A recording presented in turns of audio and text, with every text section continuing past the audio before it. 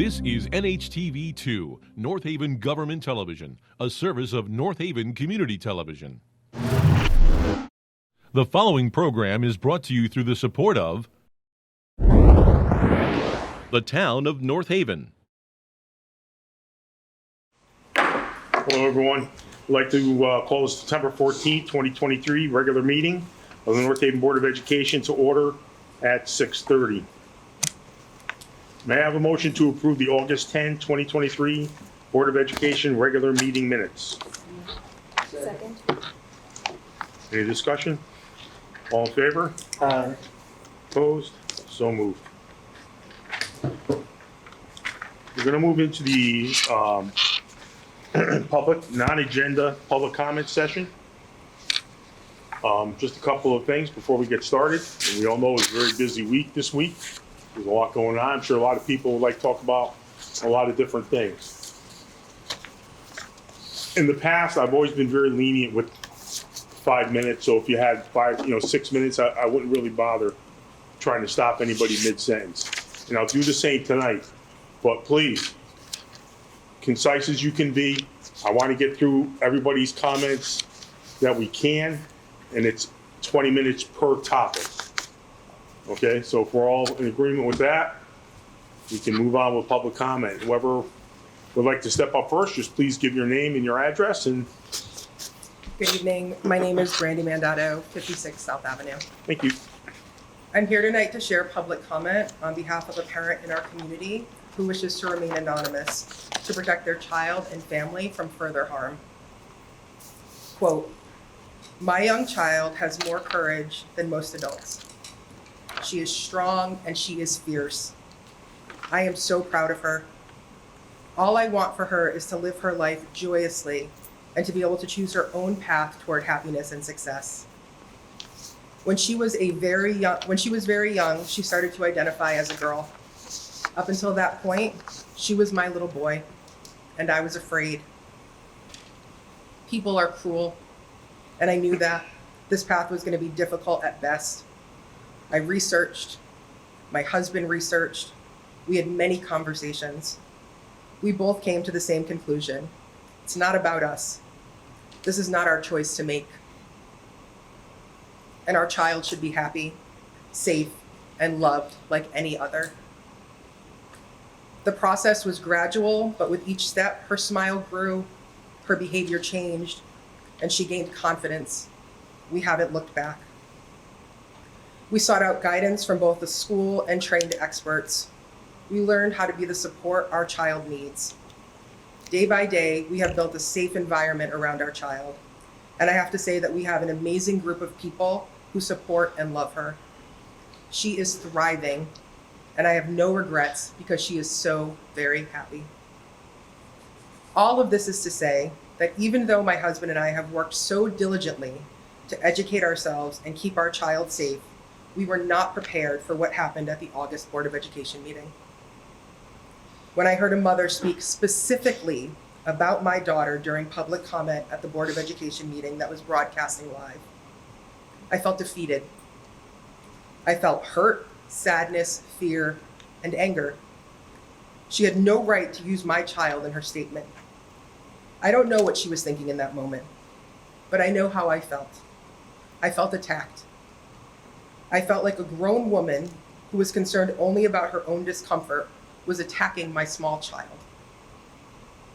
I chose to have this shared anonymously not because of my own fear, but to protect what's left of my child's privacy.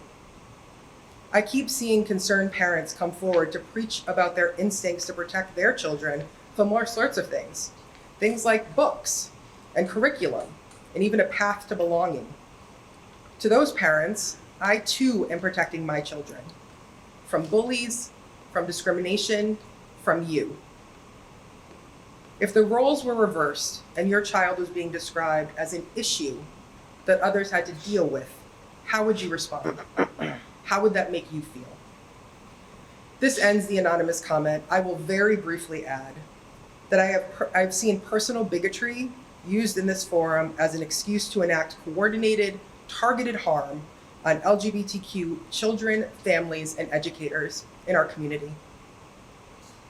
There is no place for hate in our schools. There is no place for hate in our communities. There is no place for hate in North Haven. Thank you. Thank you.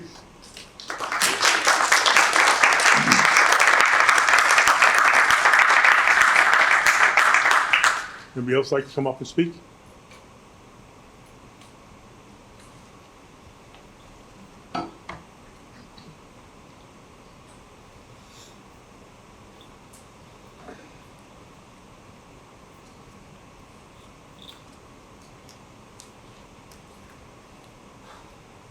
Hi, I'm Scott Friedman, 17 Cooper Road.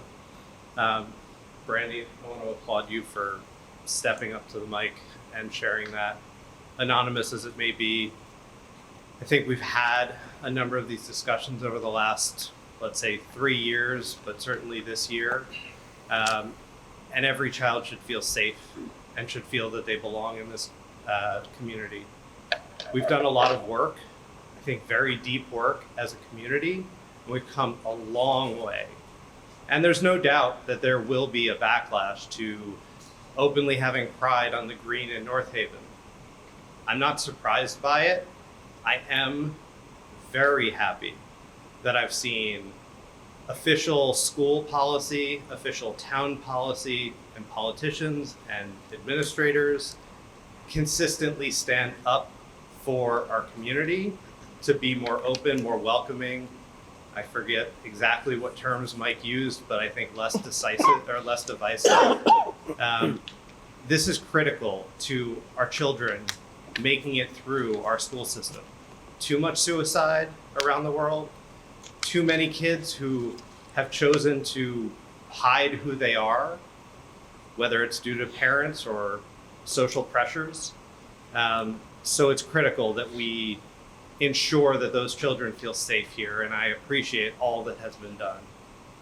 I want to speak quickly on air conditioning and ventilation. That was what I had particularly come for. In light of a number of other issues that I'll touch on briefly, I actually felt a little bit of concern standing up here and saying exactly what I'd like to about this, because I will touch on those other challenges. But 3 days last week, my daughter came home from Ridge Road Kindergarten at 1 o'clock in the afternoon. I spoke at the Board of Selectmen meeting about consistent bipartisan budget pressures on the education system.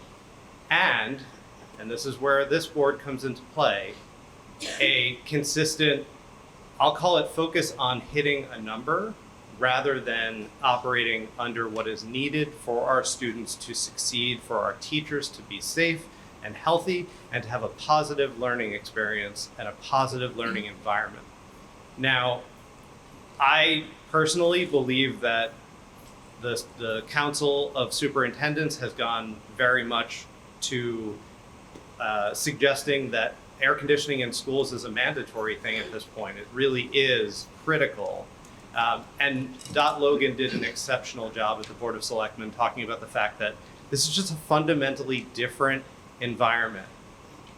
Global warming has hit Connecticut pretty hard.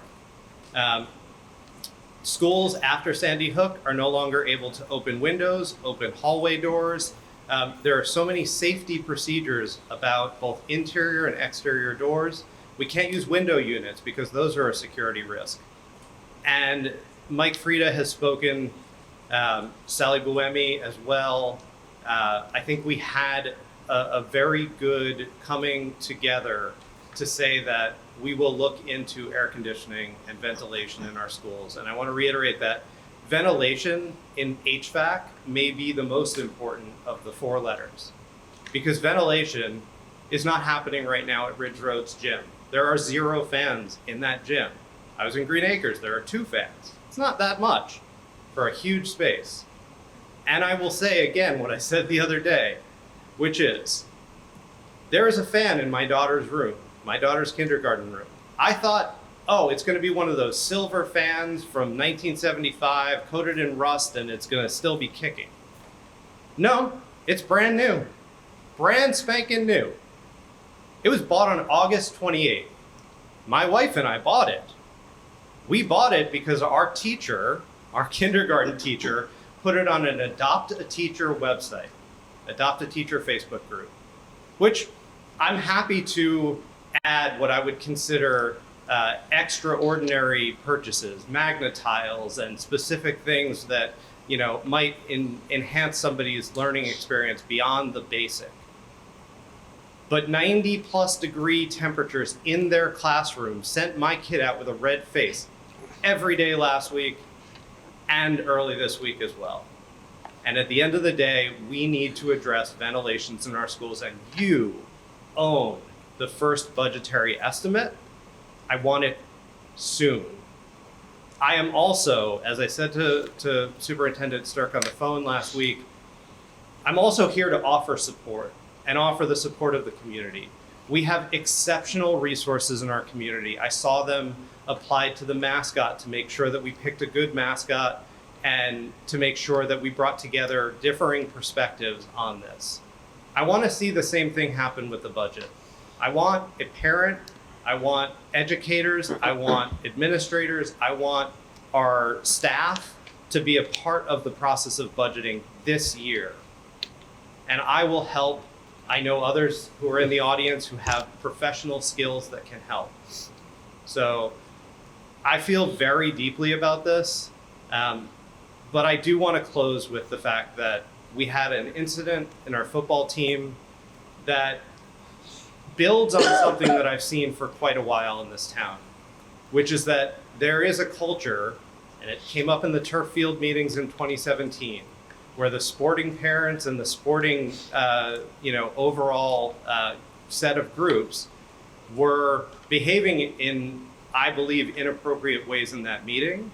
And I don't know exactly what was intended by the cultural issue comment that came up in Twitter and other places.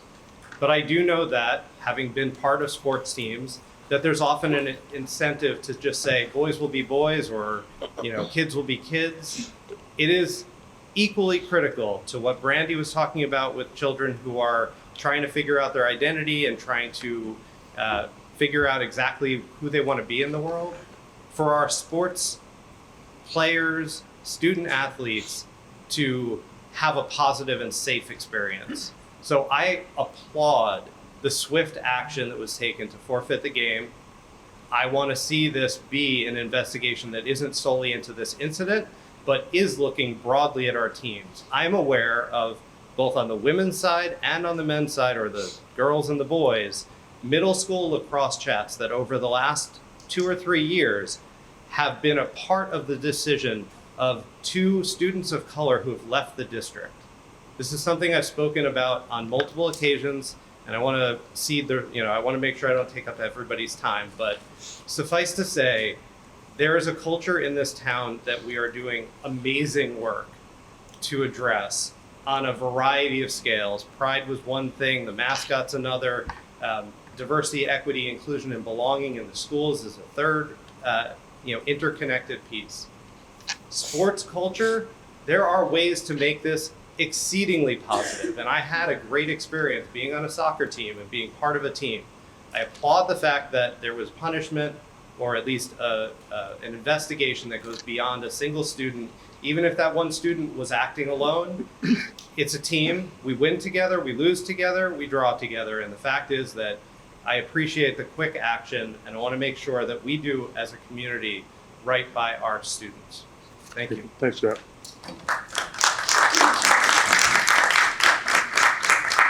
There you go.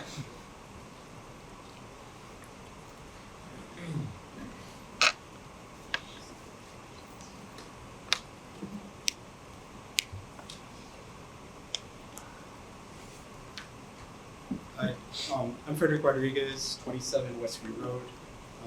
I want to bring up just 2 things. That's the concern around the football culture that Scott just mentioned. Right. I think. Right. Yeah, closer to the mic for me, because I'm having a hard time. Okay, Thank that's you. better. Perfect. So I Thank want to bring up 2 things. The one of the concerns is Scott Friedman just brought up about the culture within the football team. I wanted to better understand what was the decision or the participation in the decision that the BOE had, and understand whether there was a special meeting for that decision and where and what calendar it was placed on. Well, those decisions are made right from the superintendent, conducted the investigation. I can't get into who it was, how many it was, names of anybody, and what primarily happened, although we did say that it was conduct unbecoming, and we dealt with that, and discipline has been handed out, or actually corrective action. I hate to use the word discipline. Corrective action has been handed out, and football has been resumed as of yesterday. As of yesterday. So we were forfeited one game, and there was some other outstanding actions that we had taken. And then my second concern is about a more recent issue, and that is about the ranking of the school. And so there's data out there that states that our school ranks about 126. And I haven't heard a clear statement from this board whether the data is good, not good, the rankings are true, not true. This is the first meeting since that came out, so you wouldn't have heard anything from the board until today. We were going to talk about it a little later. We have calls into US News to find out what kind of logarithm they're using and what changed, because we are developing students that are more than ready for college. They're more than ready for excuse me, life outside of schooling if they choose to go that route also. We still have almost the same percentage of honor roll and honor society students that we've had in the past. So we're not exactly sure how US News came up with that number, but we already, again, have contacted them trying to find out, because we are in disbelief of that number. We don't believe that number to be accurate. So the concerning part is that when you have members of the community going around providing misinformation without a board actually providing the data, that's the concerning part, right? Because that news sort of travels fast. And so I think we all watched the BOS meetings, the BOF meetings, and perhaps the board could sort of get ahead of that so that parents aren't causing even more rumors and lies about the data.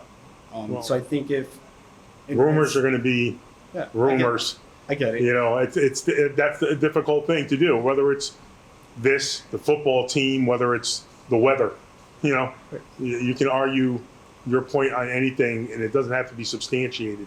That's what rumors are. Correct. And we just try to put forward the information that we have when we have it, and to the best of our ability. And that's really where we're at right now with this. I think the best thing is to try to get ahead of it, though. Thank you. Thank you.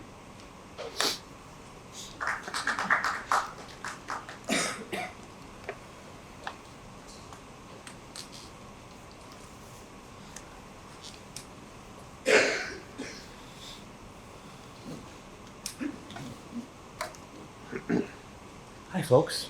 Yeah. Hi, Ron. Mike, how are you? Last week. What a week, huh? State your name and your address. Oh, please. Mike Nappy, Skiff Street, North Haven. I just kind of come up here and say kudos to everybody here. I want to go on record to say that because I had a great summer in town. We had the Pride Fest, we had community outreach. It was fantastic. And then the whole thing with the football team came up, and I'm just like, oh, God, here goes all the life out of the room. But it was handled properly, handled fantastically.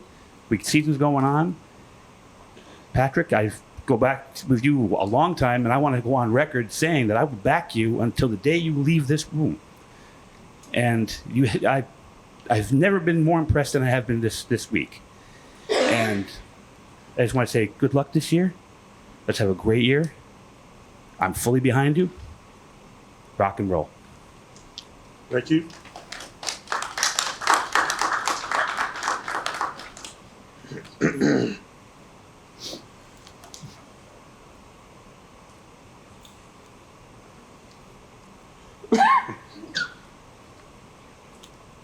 No, I got it. Mary White, Summer Lane. I wanted to speak a little bit more about the air conditioning for the 4 elementary schools. And I wanted to express that this is good news that we have relative to the support of the first selectman, Mike Frieda, and the board of selectmen for air conditioning in the 4 elementary schools that we heard on September 7th at the Board of Selectmen meeting. Mike Frieda said that the Board of Selectmen, are waiting for a proposal from the Board of Education for air conditioning in the 4 elementary schools. Then the Board of Selectmen will move it for bonding and approval at a town meeting like they were doing with the other items on the agenda that evening. I had wanted the subject of a proposal for air conditioning for the 4 elementary schools put on tonight's Board of Ed agenda. But unfortunately, the agenda had already been posted. I view this extreme heat in the classrooms as a public health and safety issue due to the fact the windows cannot be opened for security reasons. At the meeting, it was stated they do not know if the 4 elementary schools need all new HVAC systems or if they could have AC units in the ceilings. So I have 2 questions. Who is responsible for coming up with the RFP for AC for the 4 elementary schools? And the second question is, can this be placed on the agenda for the next BOE meeting for discussion and possible action? I don't know if you can answer it or. Yeah, no, I'm gonna answer that. I was wondering what that noise was. Okay, I didn't know if that was your here. This is what's going on. I've met and spoken with Mr. Frieda. I've also met several times with Mr. Sturr. There are several issues that are going on in each of the elementary schools. Some of them are 100 years old. I think the youngest one is like 60 years old. So there are some inherent problems, and we're going to be going over some problems today that we're trying to transfer some money over to fix that are well over 100,000. The air conditioning, the initial estimates over the years for the air conditioning has been over $1 million per building, not $1 million total. There is also electrical concerns. But and we get those concerns, and we know it's hot, and we're trying to get some things done. Ridge Road itself has a roof problem. The last estimate we got to repair that whole roof was $1 million. So to put, say, air conditioning on top of that roof, you really need to do the roof first. So now you're talking, over $2 million minimum for that particular project, and then now you've put $1 million roof and $1 million HVAC on a 100-year-old building. So we're going to have a engineering firm, or it's an engineering firm. They come in and we're going to do a walk through the floor to get a scope from floor to ceiling, floor to roof. What is actually the need? And then we also have to do a population examination as far as where we think the population will be in the next 4 years, because our schools are tight. I think Clintonville is the only one with really any kind of room right now. So the other 3, they're kind of crowded. And as this is becoming a nice town to live in. People are moving in. The inventory of houses is low, which means that there's a constant influx of people. They may come with 1 kid, no kids, 5 kids. And that really puts us on a tilting scale. We're really close. So there's a lot of things to consider. It is under consideration. I would say that anything that is done is going to be, it's a several-year project just to get the numbers together, get it in a budget, get it approved, source it out. By the time you install it, even if it was just air conditioning, which I don't believe it'll be just air conditioning, even if it was, you're several years out. So as this conversation continues, don't think that we're just kicking the can down the road, but these are the things that you need to do to make sure that it's done correctly and in the best way possible. And that's really all I can say about that right now. Okay, thank you. Thank you.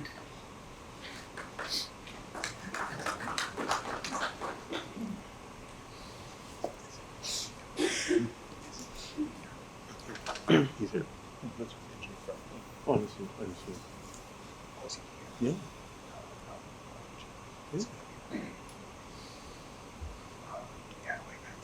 Oh.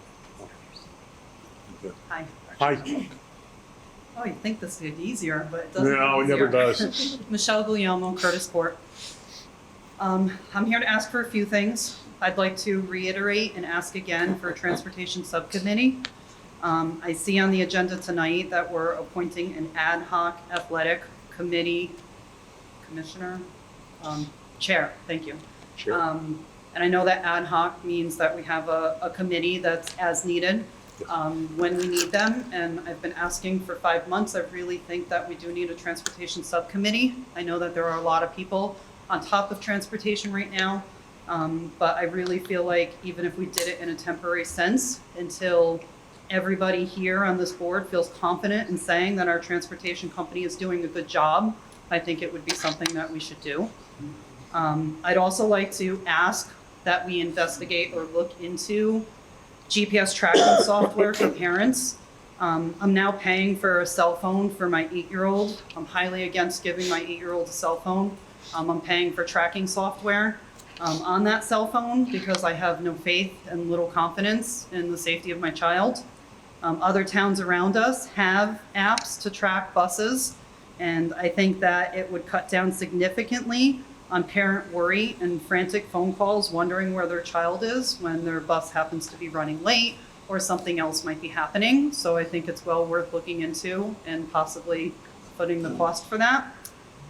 I'd also like to know if it's possible to get all of our past board meeting recordings easily accessible in one location, maybe organized by date, but someplace where parents can go to view previous board meetings. In my district that I work for, they're all listed right on the agenda, like after you guys post the minutes from a previous meeting, there's another link right there to the recording so that people can see it and not have to dig for it. I was not able to find numerous meetings that I was looking for today that I wanted to go back and reference. I have other things I'd like to say, but I'm going to reserve Can my I just say, additional. are those not held in perpetuity?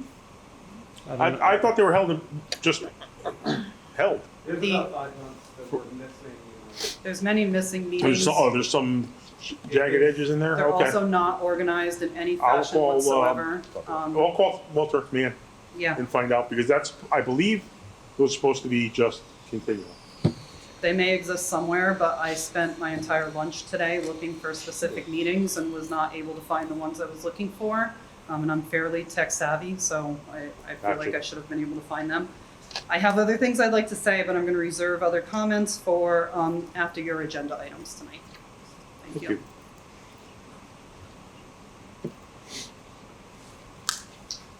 Hi, Tim Gabriel, Renee Lane. I'm going to keep it a lot shorter than what I was going to say because a lot of it's been said already.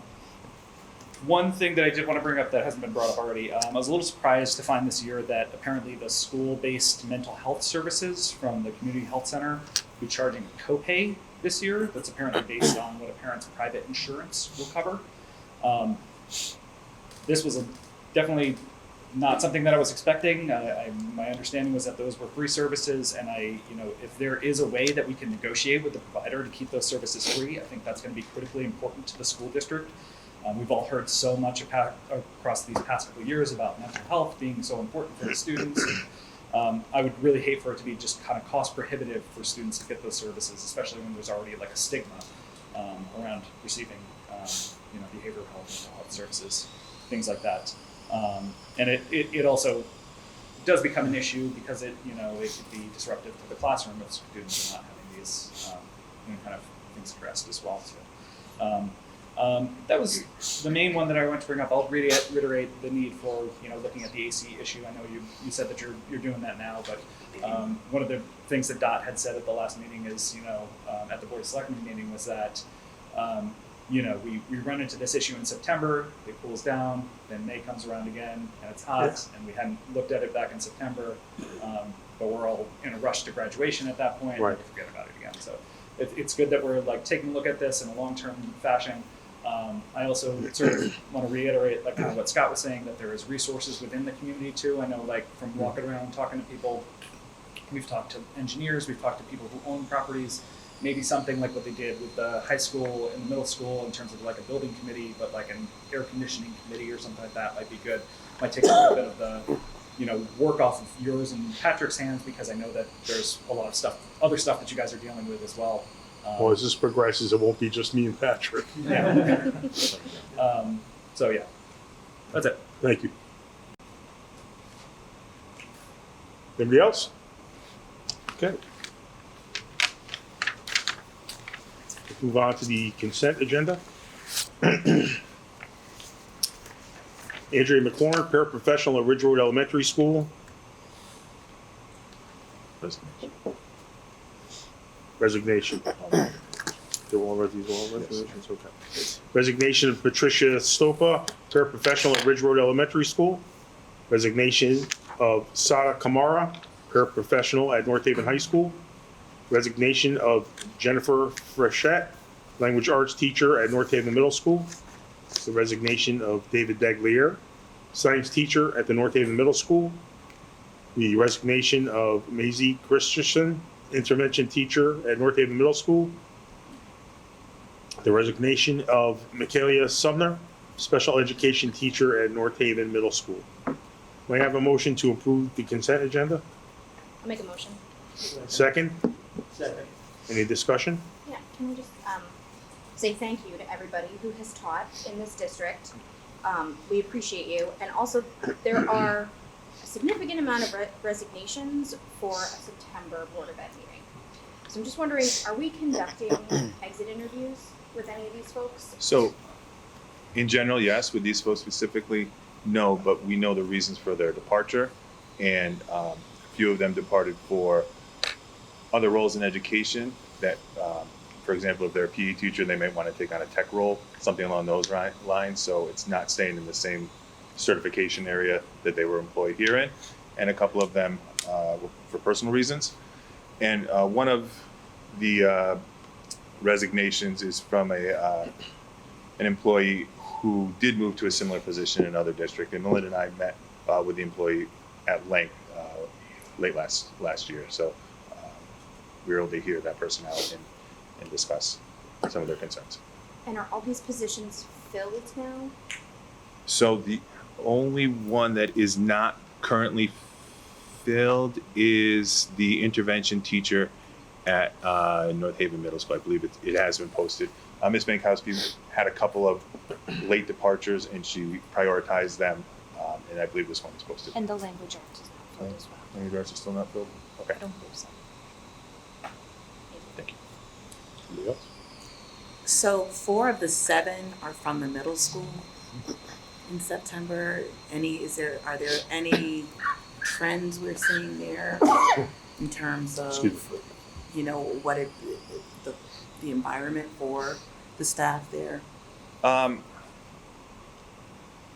believe it's coincidental at this point. I do not believe that it's indicative of any cultural issues or community issues within the middle school.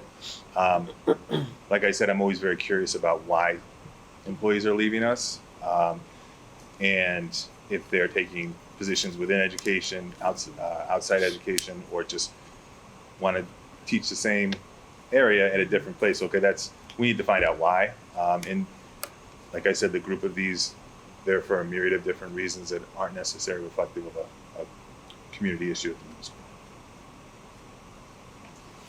All set? Okay, all in favor? Aye. Anybody opposed? So moved.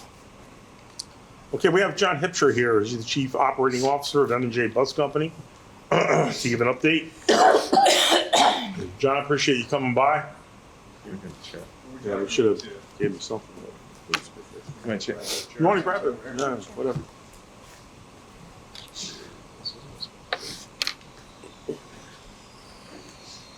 Good evening. Thank you for having me here. Appreciate it. Thanks for coming. Would you like me to just? Yeah, why don't you start? Some questions? I'd like to have John start, go through, and then as questions develop, we'll do that at the end. Absolutely. So, let's see, we're a few weeks into the school year now, and we have really quite well settled into our updated routes, not only on the regular education side, but on the special needs side. We're still making some updates and some changes here and there, but by and large, our times arriving at the schools have significantly improved and are quite consistent.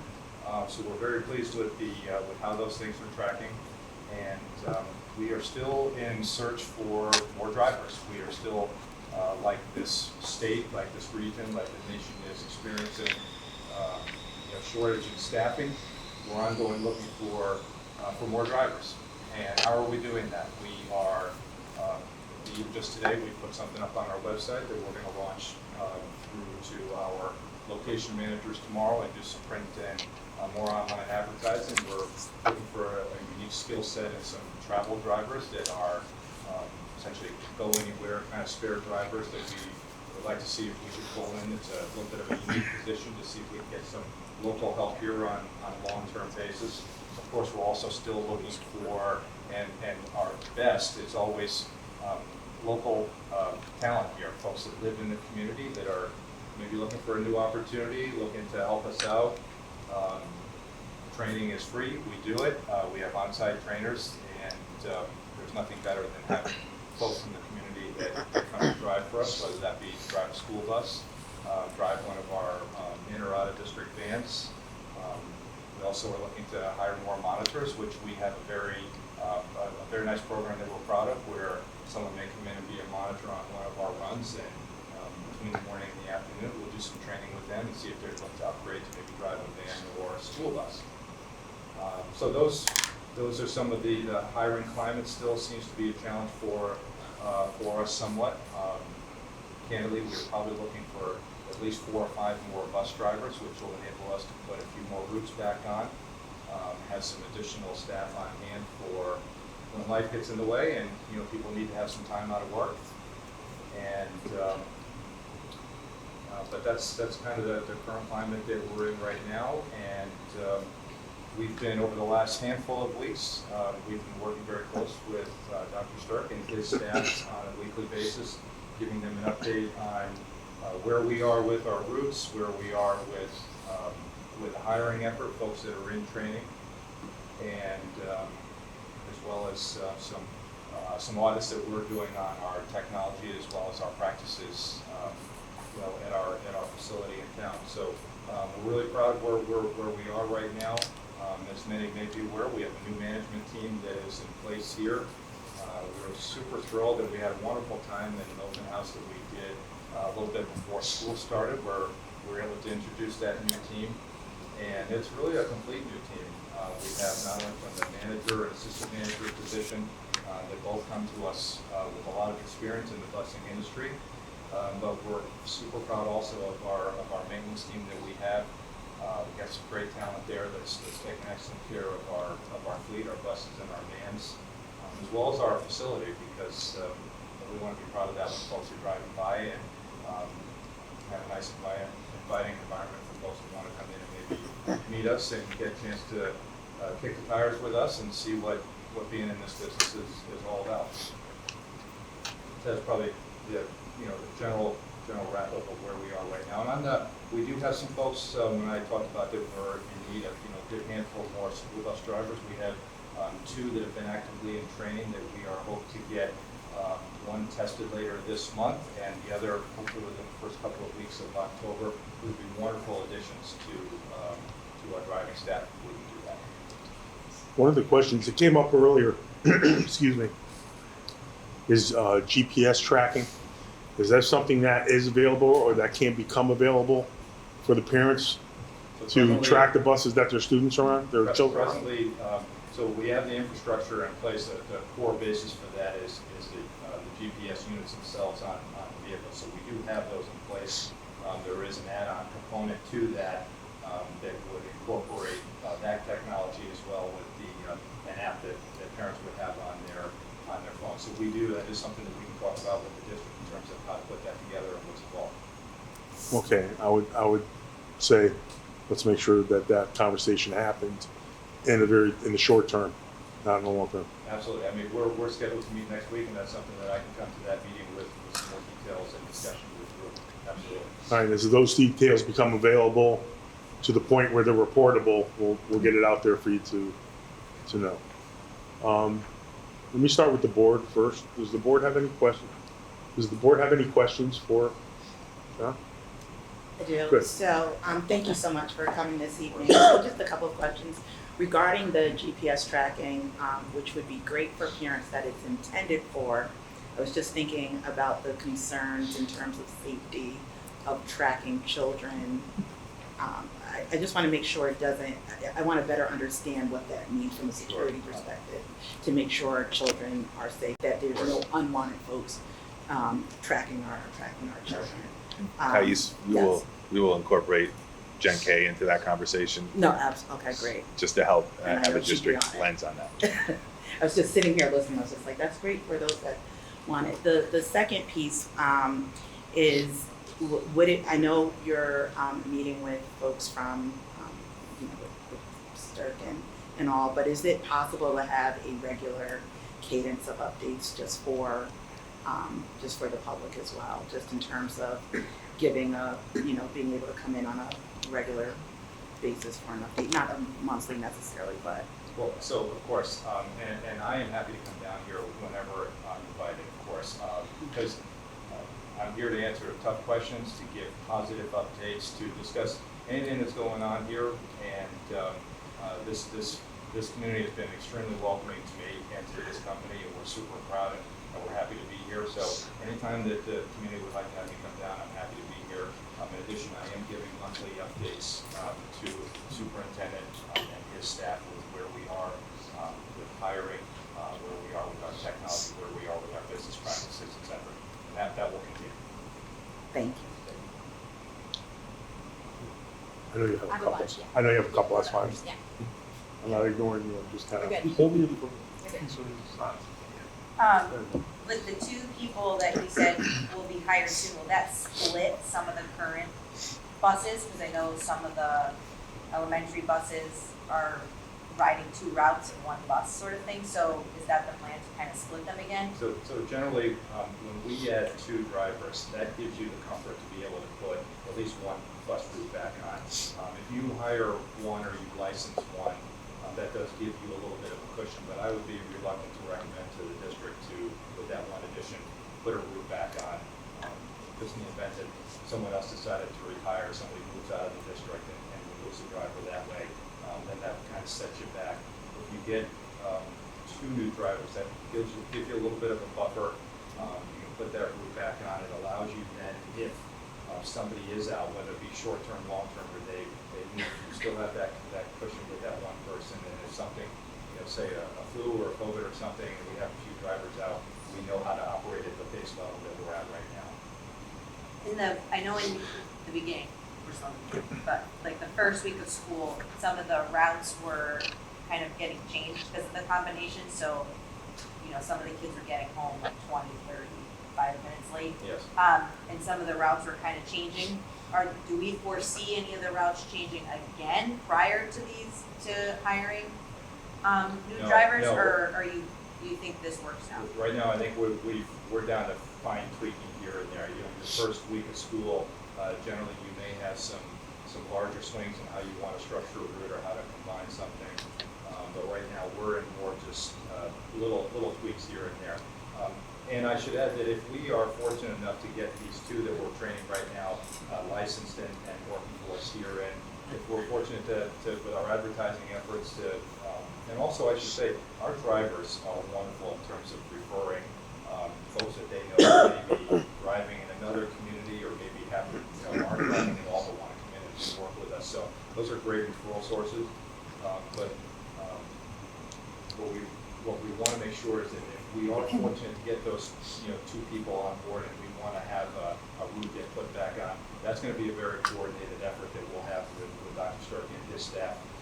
And then plenty of notice to the community so that we're not all of a sudden just on a Monday morning surprising people and everyone's like, where's the bus? It's already come through because sometimes it's been changed. So it will be precise and coordinated for sure. What's the bus capacity, 71? 71 on these, yes. And do we have any buses that are over 71 or close to 71? Oh, I would say we probably have some where we are seating 2 or 3 to seat for sure. Definitely it's challenging on high school. When you have kids that are, bigger, more grown up, it's, you know, the capacity may allow for 3 per seat, but that's very difficult. But we were very sure to make, you know, we don't want anyone, we can't have anyone standing, let's put it that way, there's gotta be a seat for everybody on there. And one of the things that we are presently doing is a ridership tally with our drivers. We're gonna be starting, I think on Monday, we can get 2 or 3 days worth of ridership figures on that. And I know last year we talked about bus monitors. Do we have any bus monitors? Were we able to find any bus monitors? Well, specifically, we have monitors on some special needs vans. The bus monitors, I'm not sure how to answer that. I guess the answer would be presently, I don't think that we do. If there's something that we need to consider having those on, I'm happy to talk about that with the next agenda with Dr. Strickland's team as well. So thank you for coming, Mr. Hipscher, and thank you for hosting the meet and greet in August. I certainly enjoyed our chat. During our talk, you explained to me that the video equipment sometimes breaks down due to shifts in temperature and a lot of jiggling. So I want to make sure that once a month is enough to be testing our equipment to make sure that it is functional all the time. I want to be able to check the tapes. Yes. So we say once a month because that it does at least ensure that we're getting a minimum of, say, 10 times a year that we're looking at these things. I can work with my maintenance team because the vehicles are coming in more frequently than that, of course, for ongoing maintenance, whether there's repairs or routine or requirements of DMV. We can incorporate a camera check into that, so we're increasing that frequency. That's great, because I would really like to make sure that if there ever is an issue and we have to check the tapes, that the tapes are there, digitally, however you want to do it. I want to compliment you on hiring some amazing bus drivers. I do think that there has been a little bit of a rocky start to the school year, but I'm hearing wonderful things about Miss Pam, and I think I've told you this several times, but Miss D is the absolute best. Deanna Fusco, top notch. Yes. So I do want to compliment you on hiring wonderful drivers. I hope these 2 additional drivers work out. What is the retention rate annually for your bus drivers? I would say that the best way I can answer that, we find if someone is with us for several years, that generally you've taken a little bit of the equation out of someone that may frequently move from state to state or in and out of the area. And they've also, I think, settled into this as a career or a job opportunity for them. And so our retention rate is, I'd say, after those first several years. Now, I haven't analyzed it here locally for North Haven. It's more just a general assessment in my 8 years here with the company that I've been able to see that that's a really critical point. It seems when we have someone who's been here for 3 or 4 years, as long as they want to continue working, they enjoy doing this industry, they tend to stay with us a long time. Is that something that you would have the ability to get for us? Is a retention rate annually for all drivers? So the short answer is I won't answer and get you detail on everything. I don't know how I'm going to get that just yet, but I'll work on Not that. right now. Yeah. Yeah, not right. That's fine. You also stated that training is free for your drivers, but training is not paid. Is that correct? So what we try to do is we try to take our trainees, whether they are for van or for bus, and while they are training, have them be monitors. We have not done any formal paid training program, primarily because one of the biggest risks that we have in this industry, not just M&J, but all the bus companies, is to become a bus driver, you need a CDL. And a very important part during our initial interviews and early training spots with our applicants is to determine whether they truly want to drive a school bus or they with us to maybe get their CDL and go drive trucks on the bus. And we invest a lot of time in folks, obviously, to become school bus drivers. There's a lot of very intense training that goes along with it. So we want to make sure that when our trainers and our certified trainers are spending that time with these applicants, that it's, that their heart is in the right place, the applicant's heart. And so one of our best ways to do that, and this is a wonderful place to do so because we have a lot of special needs runs that do require monitors, that we can offer that and get a chance to get some student management experience while they are on the vehicle doing the monitor position, allows them to earn some income doing so, and then between that morning and afternoon run, they can work with our trainer right here on site. Thank you for that. I Did do. that answer your question? It did, yeah. Okay. I want to just double down on the need for additional communication, even when it isn't positive, right? I tell my kids this all the time. It's better to tell on yourself in case anything goes wrong, because everybody makes mistakes. It's not perfect. And again, I want to just highlight several drivers who are just excellent communicators with parents. We all work. Well, some of us work in the home, some of us work out of the home, and that communication piece is really key. During the meet and greet, you told me that 22 buses would be appropriate for our district, 21 to 22, I think you said. How many bus drivers do we have now? Running 19 routes right now. 19 routes, right? And how much, do they get PTO? Do they get paid time off?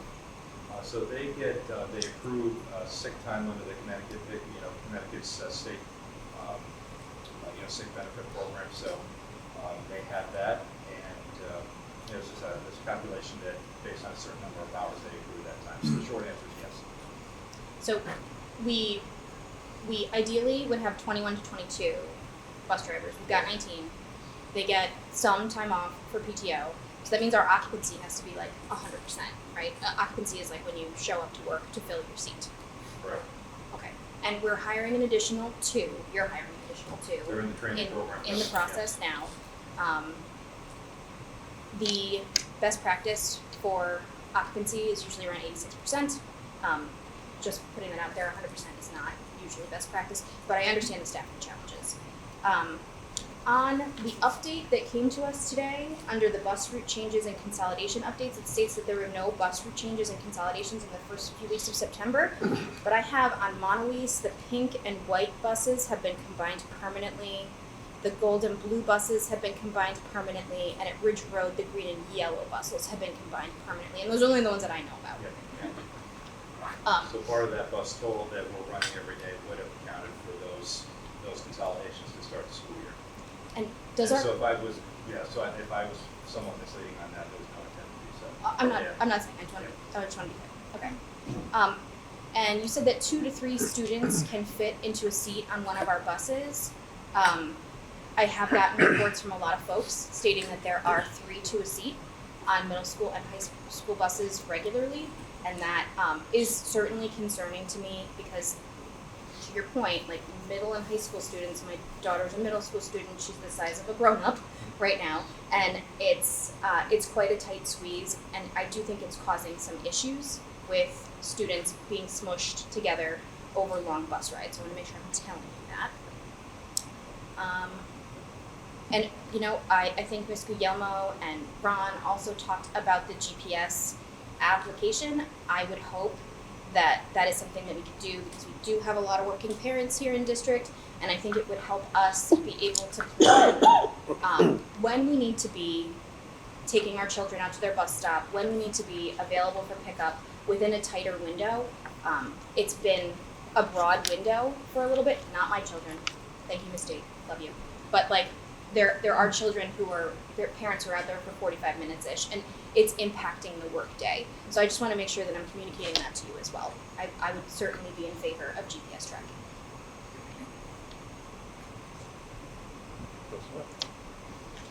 Let's open it up for a couple of questions, if there's any from the audience. Yes, no? Hi, Josh Bornstein, 66 Homewood Avenue, a child in high school and a child at Ridge Road. So a couple comments with questions. To say that the school year got a bumpy start is an understatement. It was really rough. And it's not just the school year, but it's been like this for years now. I mean, look, this pandemic, it's been hard hiring. And, I think I speak for many parents when I say I understand, but our employers are getting less, or understanding less. My wife has to be at Hartford at 8 a.m. for her job. I do client-based work. If I lose an hour of being on site with a client, I just lose that income. It's gone.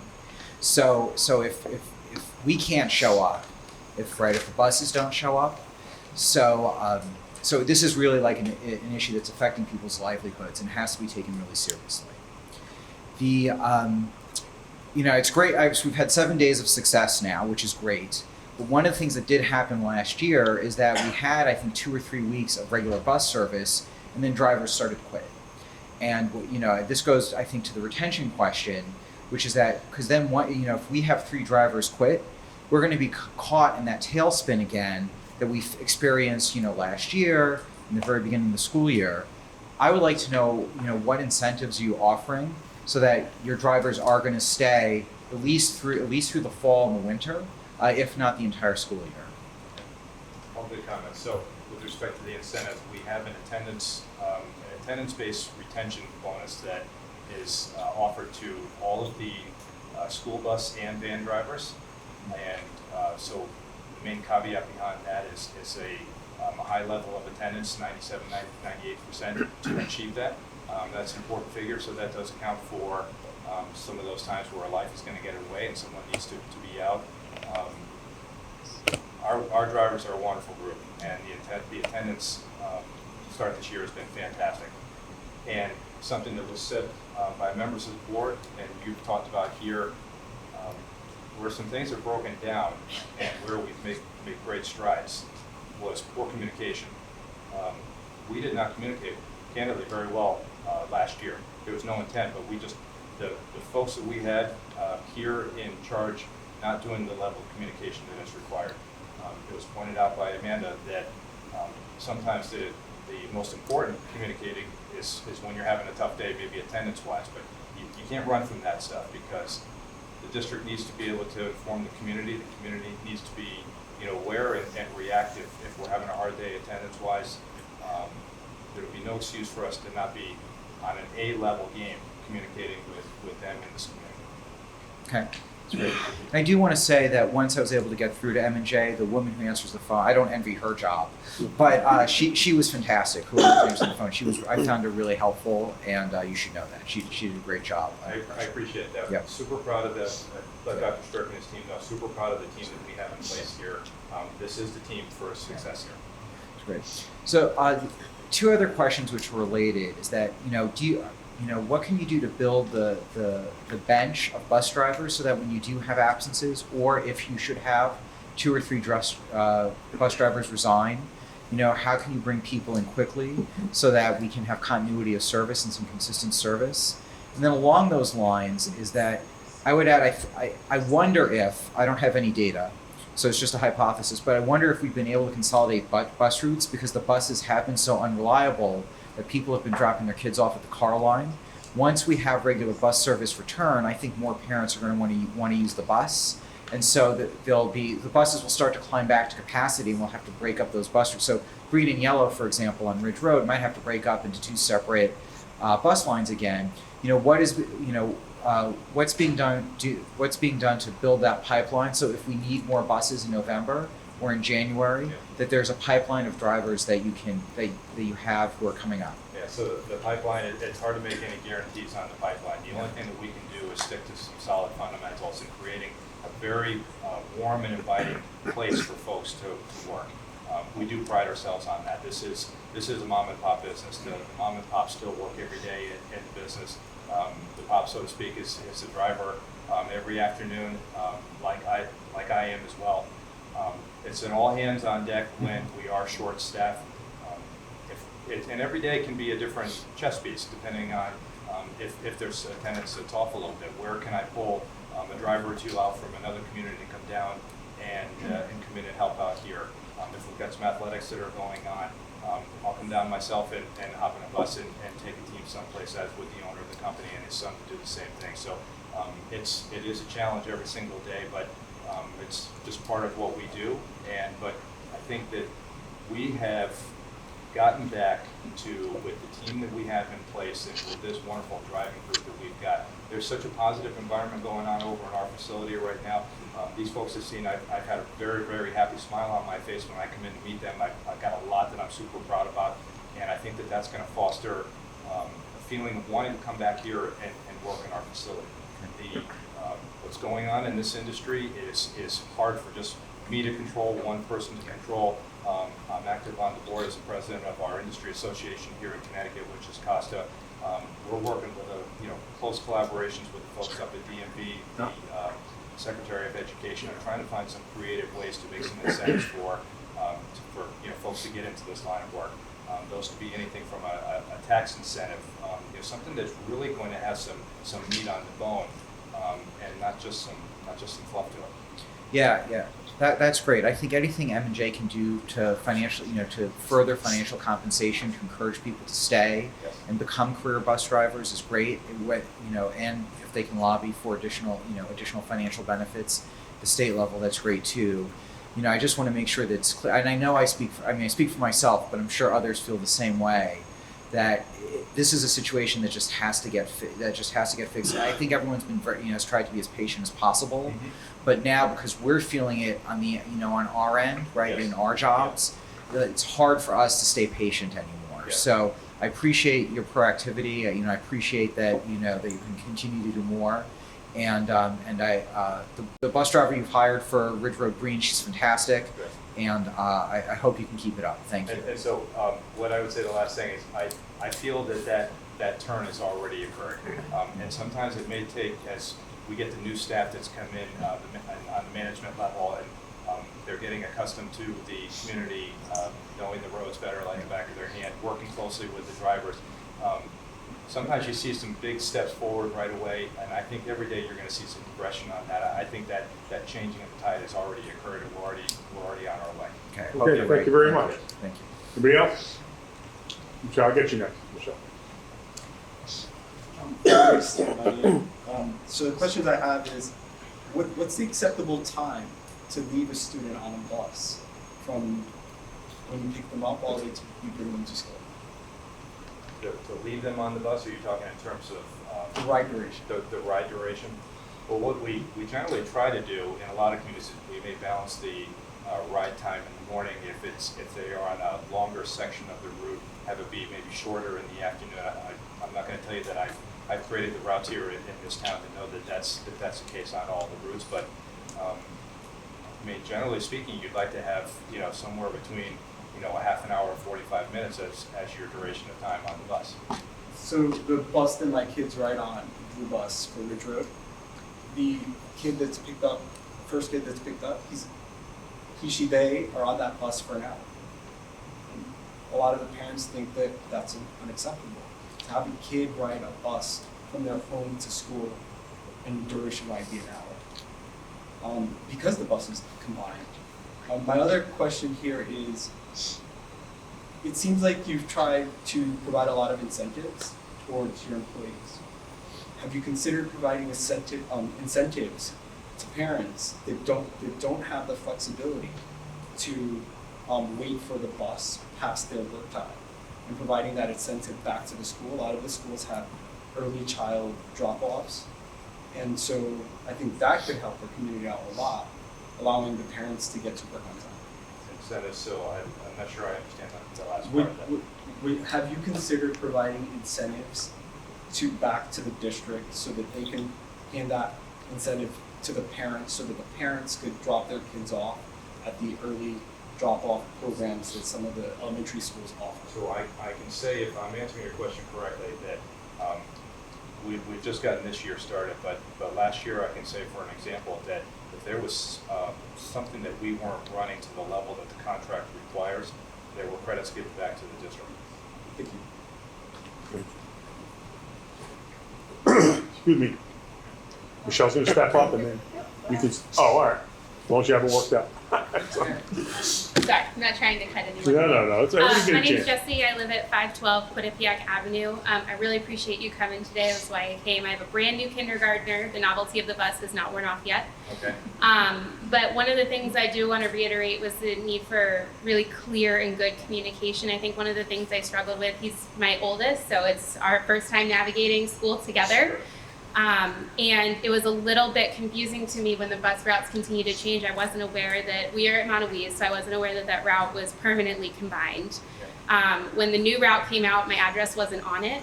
I do really appreciate the woman at M&J. She was very receptive when I called her. But I will say, even though our address wasn't on it, she gave me the same pickup time that was on the original sheet. And I'm noticing that the time the bus actually comes is about 30 minutes later.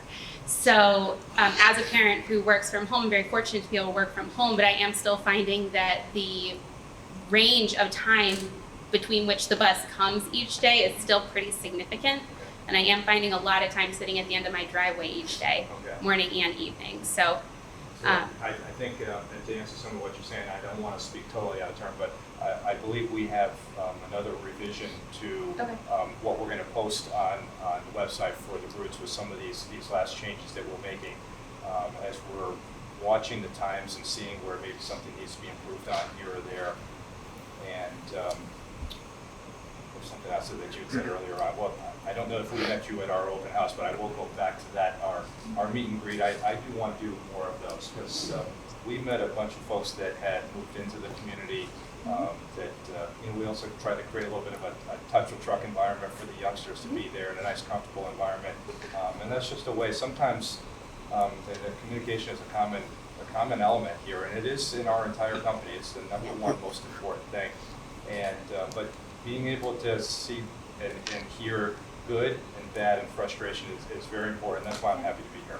no, I appreciate it. And I will also just reiterate, I'm sure I speak for a lot of people, having a GPS tracker for the bus would be amazing. Because that first day I'm Googling to see if there is something in North Haven, and unfortunately there wasn't, but I think that would solve a lot of frustration, Sure. just knowing where my child is. I know the other thing I was going to say was respect to the routing. And we need to take responsibility for this, but I will tell you that in the last couple of meetings that we've had with Dr. Sturck and his team, so our list of things that we needed to work on after week one has substantially shrunk down.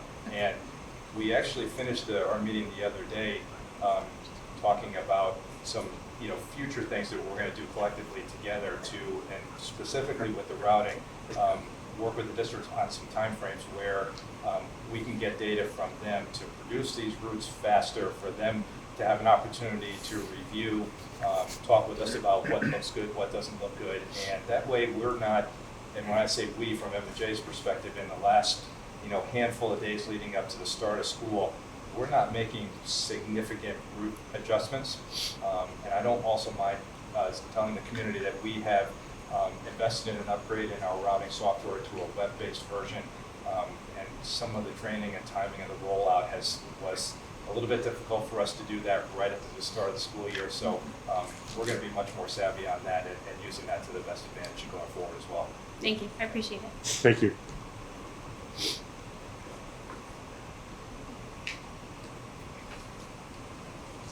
Hi. I just want to touch on a couple things that I heard that I agree with from people who stated it or don't necessarily agree with that you stated. Somebody said that they feel as though you've offered a lot of incentives, and I don't feel that you're offering enough incentives to attract quality drivers and to retain quality drivers. You've talked a lot about drivers being happy, but my bus driver in the morning is very stressed out, and that route has been combined for over a year. And that route being combined for over a year is ultimately the reason my son was on a van, and the very long drives that we're talking about. So the routes not being transparent and how much time kids are spending on the bus, like 30 to 45 minutes would be fantastic, but my son gets car sick after that 40-minute mark, and he was coming off the bus and getting sick because he was on it for so long. So pink and white at Monteluise have been permanently combined for a very long time. I also agree with what somebody said about kids going back to their buses after all of this is sorted out, and then capacity being an issue, because I know that many parents, many friends of mine are currently driving kids to school, even though it's causing them to be late to work, because they don't want to put their kids on those extra long bus routes.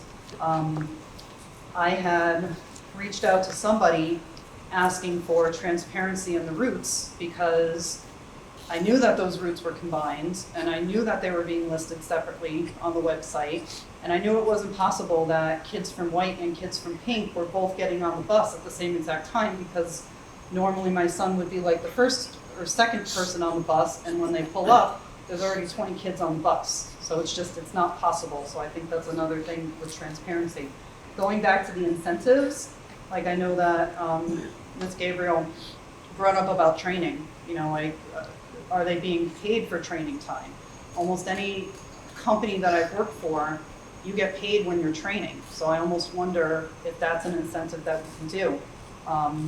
You know, you came here back in February and you said a lot of the things that you said tonight, as far as you have a sign out in front of your company, there's, you know, literature on the website, trying to attract drivers, but I don't hear of any other new incentives that we're doing to try to get drivers and to keep drivers.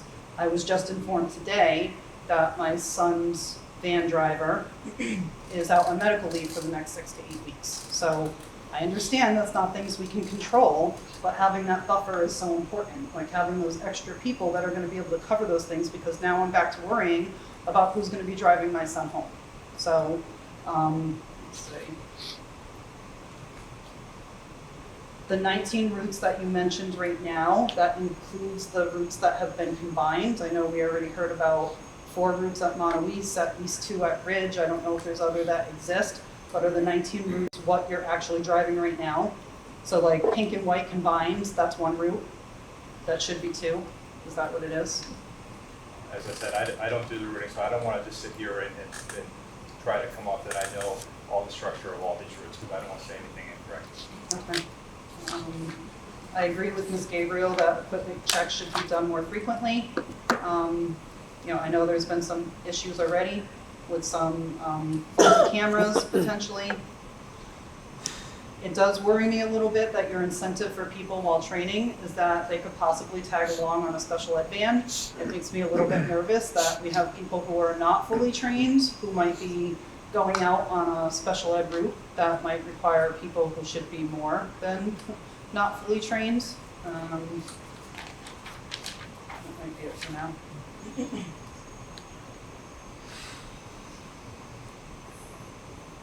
Sorry. Good time. Okay,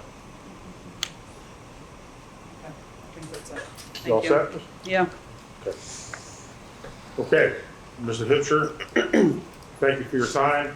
I'd like to thank everybody for their questions and their concerns and the civility, because I know these are difficult questions to ask, difficult questions to answer.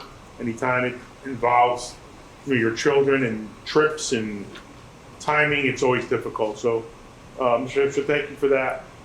We'll have you back. It's maybe November to come back, and then in the meantime, I know you meet with Mr. Stirk, and you guys can you can do the report next month, and then you can come back in November if you do so fast. I'd love to. Thank you. Okay, thank you very much. I appreciate it. We're gonna go to the reports from standing committees now. ACES, anything? Okay. Curriculum, instruction, and planning. It was canceled. We have to reschedule. I think that was supposed to be tonight. Correct. Sorry about that. Education Foundation. So the Ed Foundation met yesterday. They welcomed a few new potential members to the meeting. The committee discussed a few new initiatives, including ways to further involve student representatives from the high school. The Ed Foundation members also plan to send a letter to teachers reminding them that grants are available. And they also continue to plan for trivia night scheduled for November 3rd at the Knights of Columbus in Hamden. Okay. Policy. Joyce and I are working on a few policies off of the shipment model policies to present to the board next month for a first read. Okay, for the first time, excuse me, board member Thais Moore is going to talk about diversity, equity, inclusion, and belonging. Thank you so much. So on September 1st, I had the good fortune of attending the DEIB meeting. At that meeting, it was more of a review in terms of what's currently going on. So we took a look at the current plan. What we walked away with is the intent of doing an analysis of what we have in place within our district, looking at other districts in terms of what type of strategies they have in place to do a comparison, and see what we can borrow from other folks.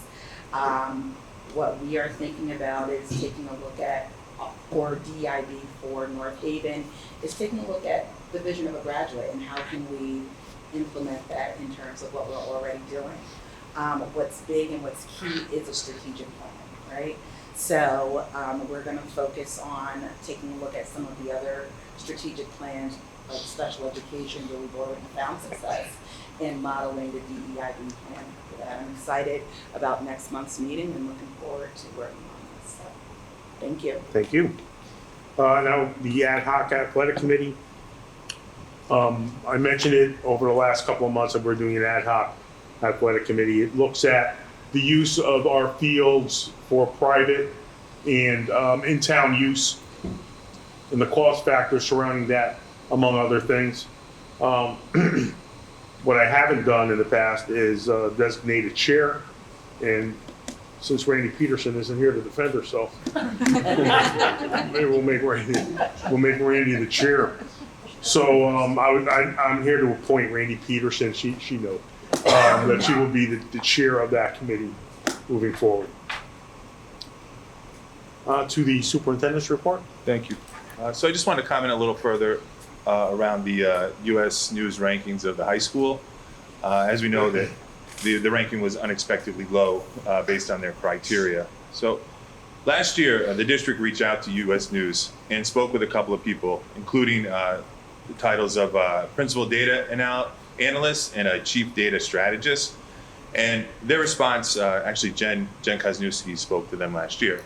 And their response to us was U.S. News will be updating their data near the end of the month, which at that time was April 2022, based on third-party data based from state and federal sources. So a major source of information for these types of reports is the Civil Rights Data Collection, otherwise known as the CRDC.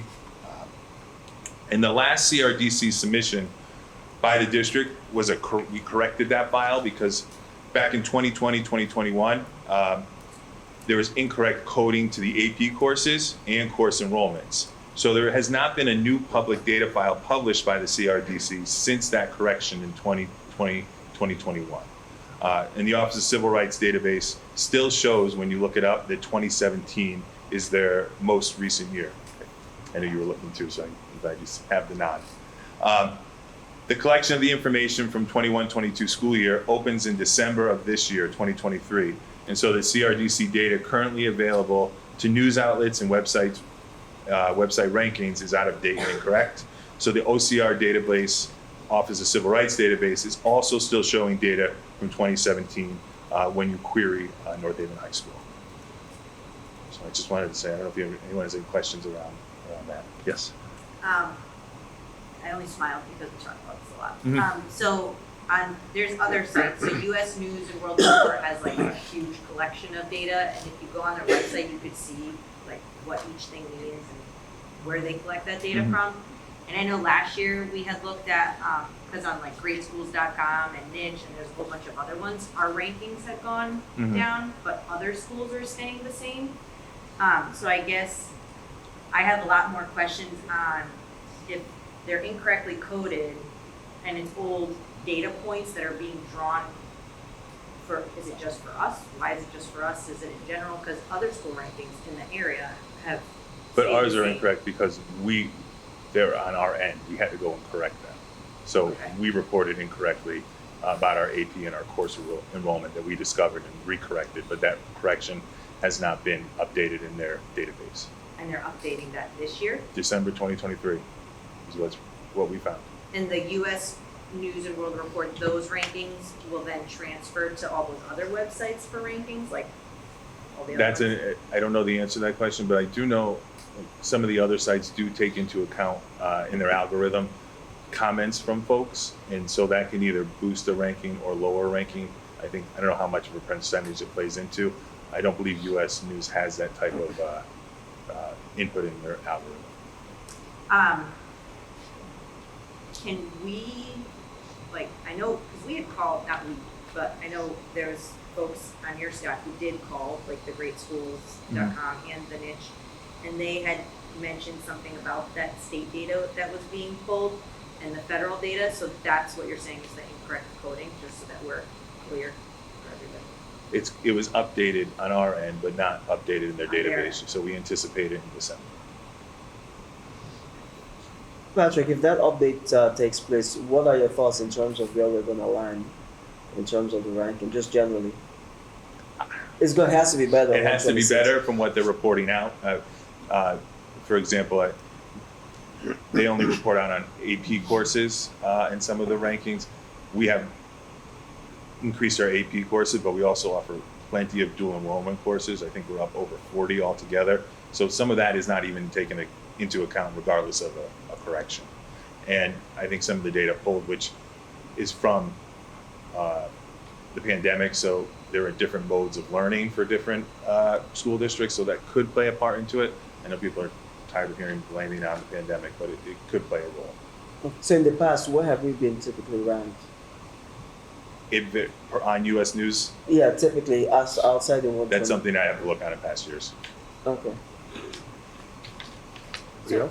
I figured. Typically, like I look at this every year, right? So typically we're on the high side of the middle of the pack within the state of Connecticut, within our district reference group. Right. So this was clearly an outlier to me. And I always think that standardized test scores, like a lot of these ranking systems are imperfect. They should be used as a directional barometer. I think not so much as Gospel. and exactly. Yes. But that one was clearly an outlier, and I'm very proud of the work that we do here in North Haven, and I understand that there's always room to improve, but I'm very proud of this team. So I agree with you, Amanda. I think why we kind of started chatting about this last year though is because the numbers went down so drastically and out of kind of nowhere. Like it went from like an 8 to a 6 to a 4. And it was very much like the upper level schools versus our lower level schools, which do take into account some of the test scores, but they also take into account a lot of other stuff. And like you're saying, like a lot of great things are happening here. Like Melinda's been busting her behind, like getting ECE classes and AP classes and all sorts of great things, and we have internships. So I guess our main concern, well, my main concern, kind of what you're saying is how come then did those scores go down? And sure, coding is one thing, but it's not just test scores and AP classes that are taken into account for those. And perception, right? Like we know it's great, but I think perception is a big thing too when people are looking at those school rankings, and we want to make sure that, credit is being given where credit is due, because there is a lot of good stuff going on. And I don't want to just blame it on miscoding Right. that where we went down. There's a likely chance that we would have gone down regardless of the miscoding, but I'd be anxious to see when everything is correct where we do actually fall, like Goldie said, so we can have an opportunity to take a look at that. I just feel like I want better answers from the people who are creating the algorithms. Sure. Like Yeah, they were so very rude to Jen Golding. I remember that. I remember that. Anybody else? Good. Okay, at this time, go ahead. Thank you. Sorry, we still have Dr. Gala, if that's okay. That's what I was just gonna do. Okay, can I just do one thing before? Absolutely. All right, thank you. If you feel like you'd like to. I just want to, we have 2 new people at our table today that I'd like to welcome before we get to Dr. Dalai. We have Christian Strickland here, who most of us know as the principal of Green Acres. He has stepped into the role of a chief operating officer upon Howard's departure.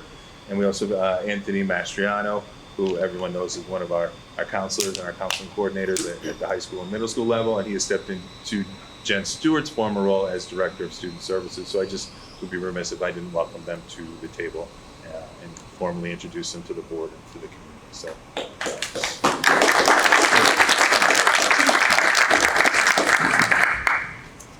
We appreciate both of you. It's a very difficult shoes you're filling. So we wish you the best of luck. And if you need anything, obviously just reach out and we'll do everything we can for you. All right, this time I'd like to bring in Dr. Dalai to discuss the National Honor Society requirements.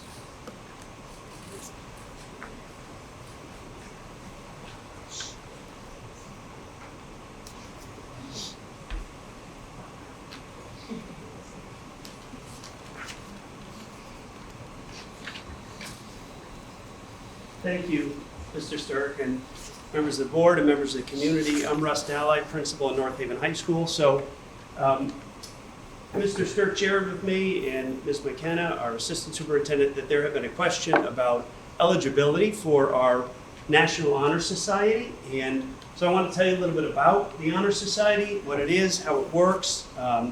First of all, I appreciate the question. It's a really good idea to continually look at what we do, how we take care of our students, what opportunities we provide them, make sure that everything is as fair as it can be.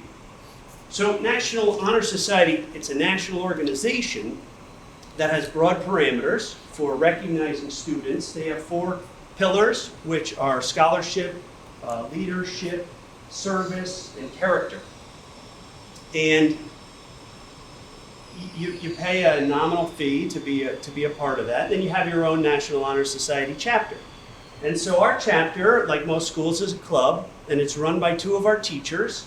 They're wonderful people and wonderful educators, and that's Jen Zettergren and Carla DiStefano. And they inherited this from teachers over the years. We've always had excellent people running it.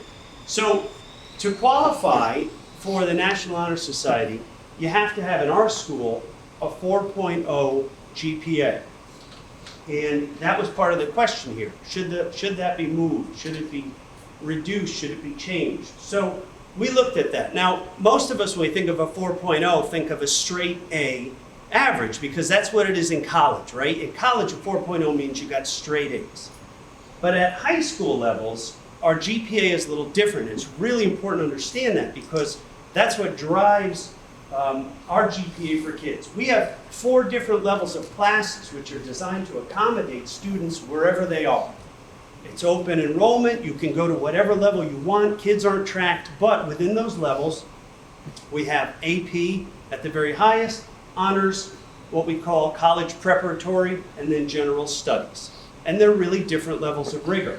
Every one of those levels, at every grade point, everywhere from A+ down the line, gets a certain number of credit for each course. And at the end, those are averaged, and that's how you get your GPA.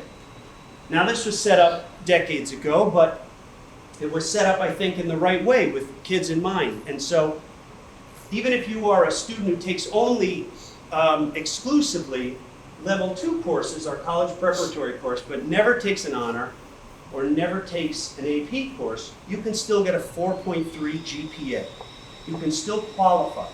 And most kids are not one-level kids. They're different in different courses, and they challenge themselves over the years. They may go up or down. So most of our kids have some level 2, some level 3, some level 4, or some combination of levels over the course of their time. And in fact, all kids have at least some mixed levels, because some of our courses, for example, phys ed, are only offered at a certain level. So that's a lot of stuff. What we looked at was other schools, where do they come up with what they require for criteria to be invited to apply? And it's kind of all over the board. Some schools have, their numbers look different. They may have a 4.25 in one case, or a 3.5. But what I think it really comes down to is what percentage of our given class, of our students in a given class, would qualify based on their 4.0 GPA. And so what we did was, I reached out to all my colleagues in the public schools in the SCC to find out what percentage of their kids qualify for admission to the National Honor Society. You still have to apply, you still have to meet other criteria, but to meet the essential academic standards. We didn't know what this would be, frankly, and it's interesting. So these are the only people that answered. This was despite multiple petitions. It takes work to figure these things out, and not every principal answered, but we got 8 schools to answer. Thank you. Thank you. And their ranges go from 26 to 45% of their kids meet the academic component.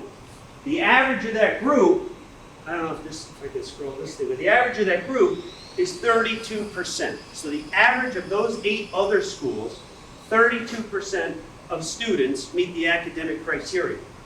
It just so happens that that's exactly what we have had. So in the past 2 years, actually the past 5 years, I think, we looked at all of our kids in their rank, and we saw what percentage of our class had achieved a 4.0 by the end of junior year, and it averages out to exactly that, 32%. That doesn't make it right and it doesn't make it wrong, but it does give us a sense of context. It's not, we're not off the mark of what a lot of people do.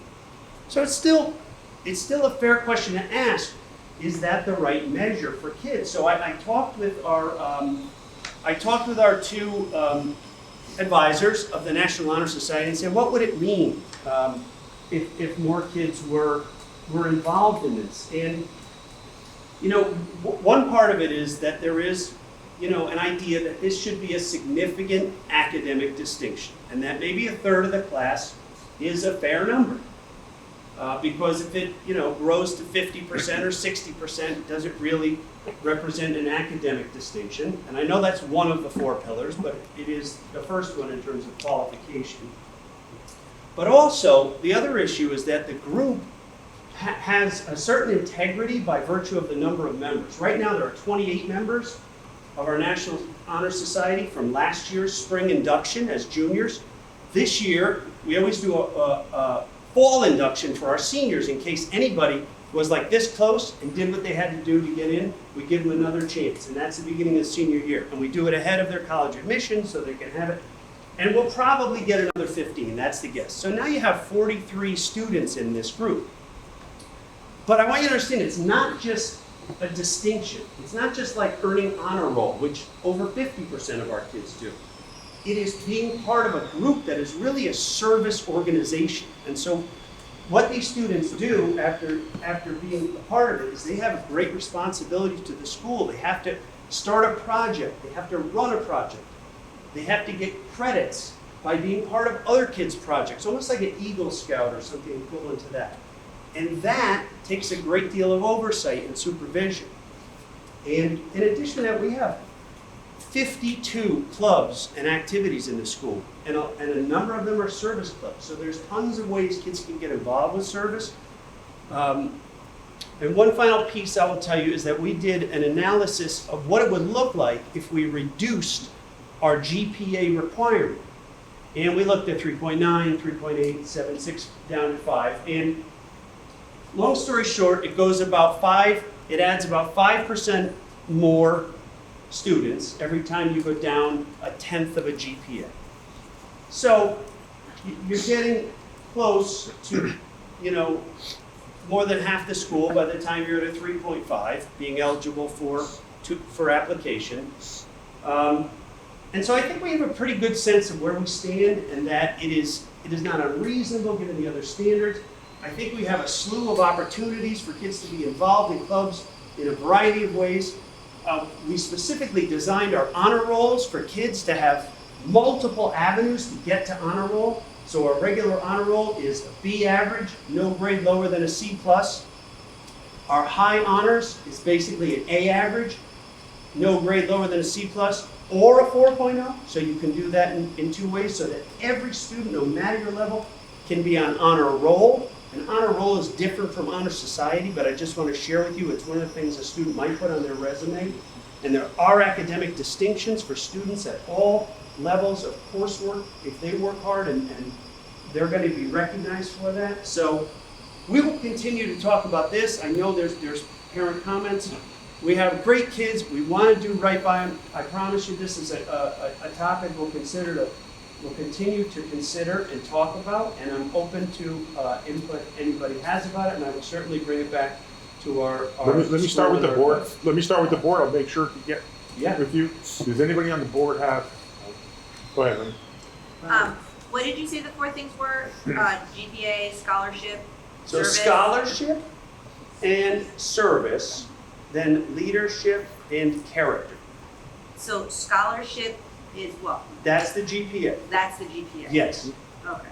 Then service is, we measure that. So I will tell you this, the National Honor Society, national organization, does not give you a lot of guidance.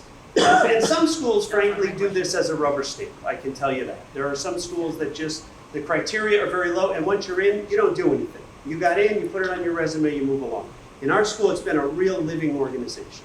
So we have the GPA, we have the service hours to get in, we have character sheets that the kids pick 3 teachers to rate them on character, and then we have leadership. The kids have to demonstrate 2 or 3 units of leadership over the years, and we have a whole sheet as to what does that mean, how do I do this, and they can apply and explain what they've done, and a committee then reviews all this. So, out of those, let me take a step back. Kids have to be invited to apply, is that right? Yes. And then, out of however many are invited to apply, do they all make it, or some do not make it, or how's that work? So, and I'll tell you as much as you want to know. I don't want to bore you guys to death, but here's how the process works. At the end of junior year, we look at the student's GPA. So there are two criteria to be invited to apply. Okay, that's GPA and that's service. There is a whole rubric of this, and we have really worked over the past decade to make this super transparent so that nobody is confused by it. We put it in our new student orientation in 9th grade and for parents so that they see it, because we don't want this to be a secret society or a mystery, right? And so the students, to be invited to apply, have to have the 4.0 GPA, and they, at that time, have to have 90 hours of community service, which is a good high bar. Then they apply. They have to meet the 4 standards of the rubric that then include the leadership and the character, and a committee reviews these. We've done our best to make these like objective, clear standards that it's very apparent to the kids and to everybody whether you're likely to meet them. Yeah. So, We're right down the line. Let So- him in. Go ahead. in terms of invitation, how many students actually get invited? Well, so there will be, so a third of our class meets the academic standard, which is, say, 80 kids. And then of that group, you know, I'm doing a little math because I don't know the exact answer, but I will say the majority of those kids don't have 90 hours of community service. So it's some portion of that group of 80 kids. I will tell you, like I said, 28 kids were inducted. I will also say the majority of students who are invited and apply are accepted, the vast majority. Okay, but most of them don't have the 90 hours. Which is right, which is within their control to get it, but 90 hours is a high bar. it is a high bar. Okay, so what are the other districts, similar districts, doing in terms of the community service hours? Believe me, I had to make personal calls to get 8 schools to tell me this. I don't exactly know. Okay, so with what you and your team are doing in terms of reviewing the entry requirements and the flexibility that you have, because like you mentioned, the Honor Society has no guidance or anything. Do you think that there is a possibility to tweak the 90 hours and the GPA, but still maintain the, I won't call it exclusivity, but still maintain, you know, the level at which the Honor Society is, especially the 90 hours? That's a lot. Well, it's a lot, but I will tell you this, that, you know, it also, we have kids who are excellent with community service. It is wonderful for your resume, for your record. And even 90 hours over the course of 3 years is like a half an hour a week. You know what I mean? So it does add up. When kids find something they love to do and do it, it does add up. Over the summer, we have kids who turn in, you know, hundreds of hours for things they do. The question too, Goldie, is at the end of the day, how many kids, if we're going to have a truly thriving and active group that is overseen, how many kids can really reasonably be in it? How many do you want in it? If you have 100 kids, are you going to be able to manage their projects and everything else? For instance, the things that students do, they'll do a book drive, they'll do a clothing drive, they go out on a Saturday, they go out after school, they go on an evening, they do things, and all these things have to be supervised and coordinated. And I think the bigger the group gets, the less attention there's going to be able to be to all those projects, the less quality of projects. So there's a cost to increasing the number of kids. And I know it is a point of concern among the advisors that they don't want the group to get unwieldy. 43 kids, which is about what we expect to have in a month or so, is a lot of kids to have in a club that are actively doing things together. We barely have a room. You have to come in the library now. It's a lot. So, and then the other question is, you go from a 4.0. Do you go to a 3.9? Do you stop there? What about the kids with the 3.85? Do you put them 3.8? It's always a question. You guys know this in writing policy. It's always a question of degrees, right? And so there has to be a cutoff somewhere. And the same with the hours.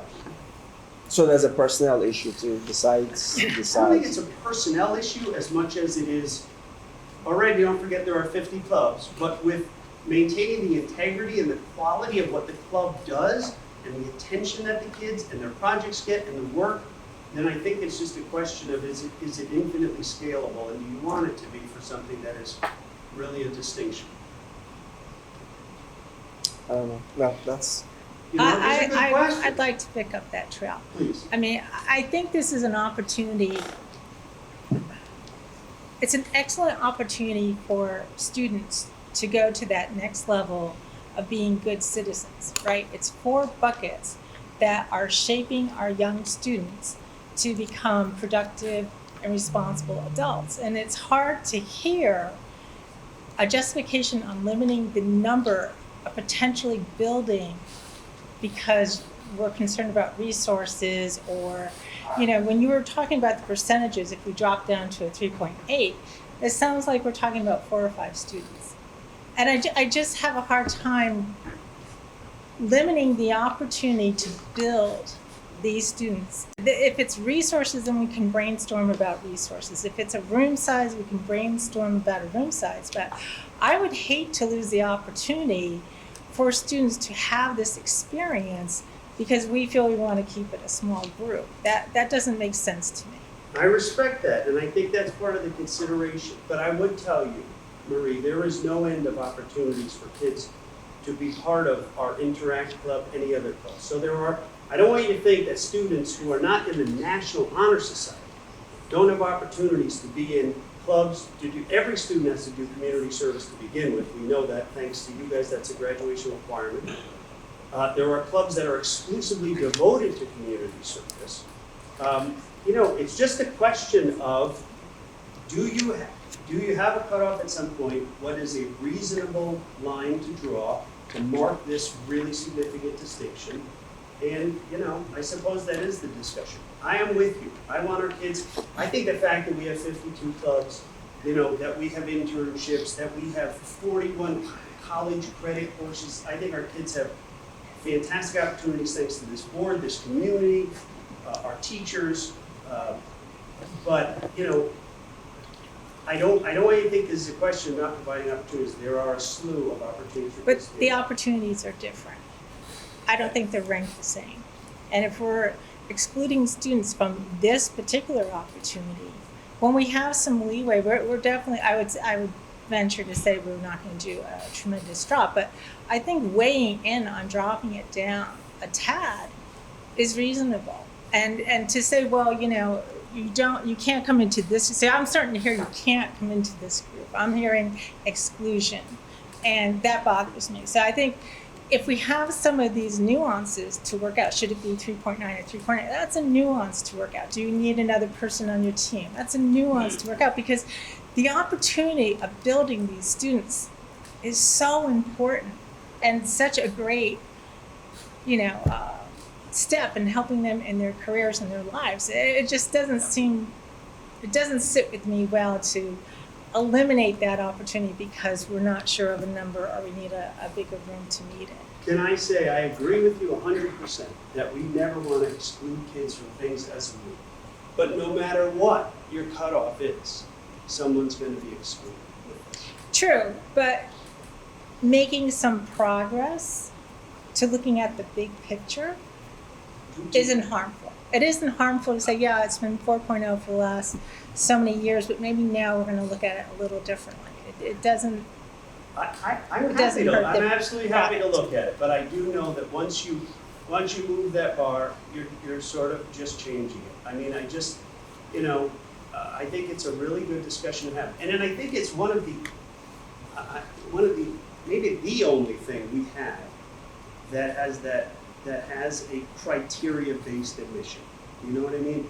Everything else we have is not that. And it is a distinction. This is one part of that criteria, right? It's GPAs. This is one part of that criteria Well, right, to but I mean, generate. well, the GPA is a high bar. The community service is a high bar. So yeah, the leadership is a high bar. Yeah. You know, all parts of it are a high bar because it is a significant distinction. Right. But I appreciate very much your point. I agree with you. Right, thanks. Dr. Dunaway, thank you so Hi, much Mr. for, hi. Thank you so much for your time on this. I'm struggling on the service piece with Goldie. I would like to ask, you know, I would hate to have a student achieve a 4.0, get to their junior year and just be like, I got to 80 hours and I'm not able to do that. Is anyone helping them track, and I know from experience that we're reminded about hours, et cetera, along the way. But if you have a child that is a 4.0 student, you know, just almost a reminder like, hey, you're so close to reaching NHS by, you know, if you get this many hours coming up this summer, you know, that you have that potential opportunity. Yeah, no, I mean, I think it's a good point, and that's why our students meet with their counselors every year. That's why we've begun advertising this really upon arrival in 9th grade so that it isn't a mystery to anybody. I'd be surprised to hear that other schools are even promoting it the way we do, that they have laid out the rubric, you know, in absolute clarity in the handbook. So I'm with you. We want kids to know about it. We want kids to strive for it, absolutely. I just want to make sure that they are aware of how close or how far they are from achieving it, like that. Well, the hours are actually kept quite publicly that parents can see and students can see in the Right and Power School. So yeah, I think that all the information is there, it's known to people, and I think students are aware. And as I say, it's part of their annual meetings with their counselors, they look at graduation requirements, community service, things of that sort. We have informational meetings for anybody who's interested in it to come and hear more about it. Yeah, I just like to make sure that the dots are being connected during those meetings. So if I'm a student with a Yeah. 4.0 as a sophomore, I have 47 hours. How many hours do I need to average? Like I understand that my service hours are here, my GPA is here, like, and I know the clubs that are available. I'd like to, for those that are tracking, Yeah. to be in NHS, Yeah. that those dots are connected, because I'm not sure that. I think it's a good just like- point. I will talk with the head of our counseling department too about making sure that that's, you know, absolutely covered when they talk with kids who are, you know, who are thinking about that, yeah. Amanda? Want to do some math real quick? It's great. Do I ever? This is my favorite part, right? So if we got between 28 and 43 kids who are members, right? And 32% of kids qualify, that's 80 kids. Groups 266, that means 10 to 18% of kids are currently qualifying based on, or currently in the National Honor Society, not qualifying for it. But they're in. We're accepting 10 to 18%, depending on if we're at that 28. Well, or say 43 is gonna be your final number Then that's for one group. And 43 out of 250 is closer to a class number 240, 250. So what's that put you at, 20 something? That puts you over 20%. Over 20%, yeah. It looks like you're losing. And not every student applies, by the way. Well, that's if 32% of Because it's students work, by the way. currently qualify. It is work. I mean, And- it is an obligation once you're in. Totally. And Yeah. 20% of students are making it in and making progress. Then if we just for the sake of math, if we were to lower it by 1.1 percentage points, and that would increase the number of eligible students from GPA requirement by 5%, that would probably only increase your actual enrollment by, 50%, 75% of that. You mean if you went to 3.0? For the sake of argument. Yeah. Like, I don't think it's gonna flood. Yeah, no, it's not, you're absolutely right, it's an incremental change at every level. But at every level, you're still drawing the line. And some kids are on one side, I mean, there is, you know what I mean? And that's not what we generally do, but this is a special case, the National Honor Society. We didn't invent it, but kids love it, it's, you know. They really do. And we're doing the best we can to find a clear, fair, happy medium, and I appreciate very much the thoughts on it. These are the very things we've been batting around, doing all this homework, and talking to other principals about it, and talking to our advisors about it. So I really do appreciate the discussion. I appreciate you coming here and talking to us about this. I think it's great. I have had the pleasure of working with several high school students over the past couple of weeks. They have been wonderful future citizens of you know, the adult world, and I think it's so important that we do stress that service is a component of this. My question is, do you think more students would give it that extra push if they felt it was like just a little more attainable? I mean, I don't know. I mean, I think if every time you lower the standards, I think you'll get more members. That's what you're asking, yeah. Well, I think the math shows we would get more members, but I'm wondering if it might inspire some kiddos, because if you're at a 4.0, even a weighted 4.0, you really can't really make a mistake, or like have an off week. So I'm just wondering if. Well, that's not. But I want you to understand it's not true because 30% of our kids are. I mean, you can get a 5. If you get an A in a level 4 class, an A plus is a 5.3. So that's something I didn't get to finish explaining, which is that 4.0 in college is straight A's. 4.0 here means a lot of different things. And so our scale goes, we have kids who hit a 4.9 something, you know, almost a 5. So the scale is quite different from what we have in mind if we're thinking about a traditional 4.0. It's not that. It's our best imitation of it, given the fact that we need more of a differentiated grading system than a college uses. So, I'd like to get this Can out I- to can public I just comment. add- One more, because I want to go. Okay, it'll be quick. I was also looking at that U.S. News report on the ranking of schools. And in the top 10 schools, they are not all, I'm looking at Guilford. Guilford was number 4, and its GPA is what, 3.75. So I mean, it's just hard to land on one number that can I agree impact a with group. you. And the other thing I just want to But add. don't judge by these, because these I'm really not, don't, but I- they don't mean much. It depends what their chart looks like. Well, if it doesn't mean much, then why not change the number? But No, I think. no, this doesn't. I think this is what matters. Is the Right. percentage of kids. But I just found it interesting on the U.S. News report, the highly ranked schools, the top 10 schools, were not holding that level in their National Honor Society clubs. And the last comment I would say is being part of that club is more than just your performance. You're put into a group of high performers, which then encourages everyone in the group to be a high performer. So if we can add a few more to have that exposure of being challenged by other students who are doing well academically or in leadership or in community work, it helps the entire group to be a better group. Fair point. All right, let me get this out to the crowd. There's out to the public. Any public questions? Yeah. Oh. I'm Christy Gill, Grove Road.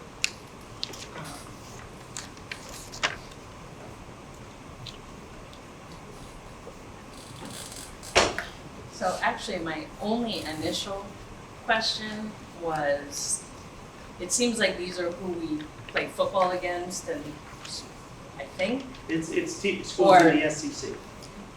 Which, I think my only question was just wanting data against our DERG in terms of a fair comparison in terms of data, but then the conversation kind of took a turn, and first and foremost, I mean, working in education and also like having kids in senior year and stuff, I want to preface it by saying I'm all for academic rigor, all for setting a high standard for everything, and obviously knowing that this is a distinction for kids to make. I'd like to see the data reflect our DERGs so that we're comparing things against who we're competitive against, and I agree with Marie in terms of, you know, looking at rankings in schools and sort of weighting things against different things. These are who we're competing against to get into colleges.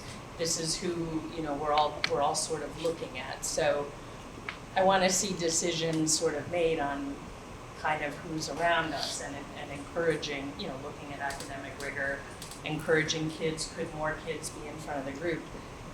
And then what sort of prompted me to come up is when the conversation kind of turned toward staffing issues and sort of, and it may not be exactly what you meant, but it sort of says something a little bit toward, if we're talking about academic rigor and we're talking about wanting kids to be more a part of things and stuff, wouldn't you want this to be bigger? Wouldn't you want things to be encouraged? Wouldn't you kind of want more projects? I mean, this should be something that we're kind of striving for as a district. If we're talking about class ranking, if we're talking about, not class ranking, overall rating and improving things and stuff, and we are setting this high expectation, this should be something that we're sort of striving for.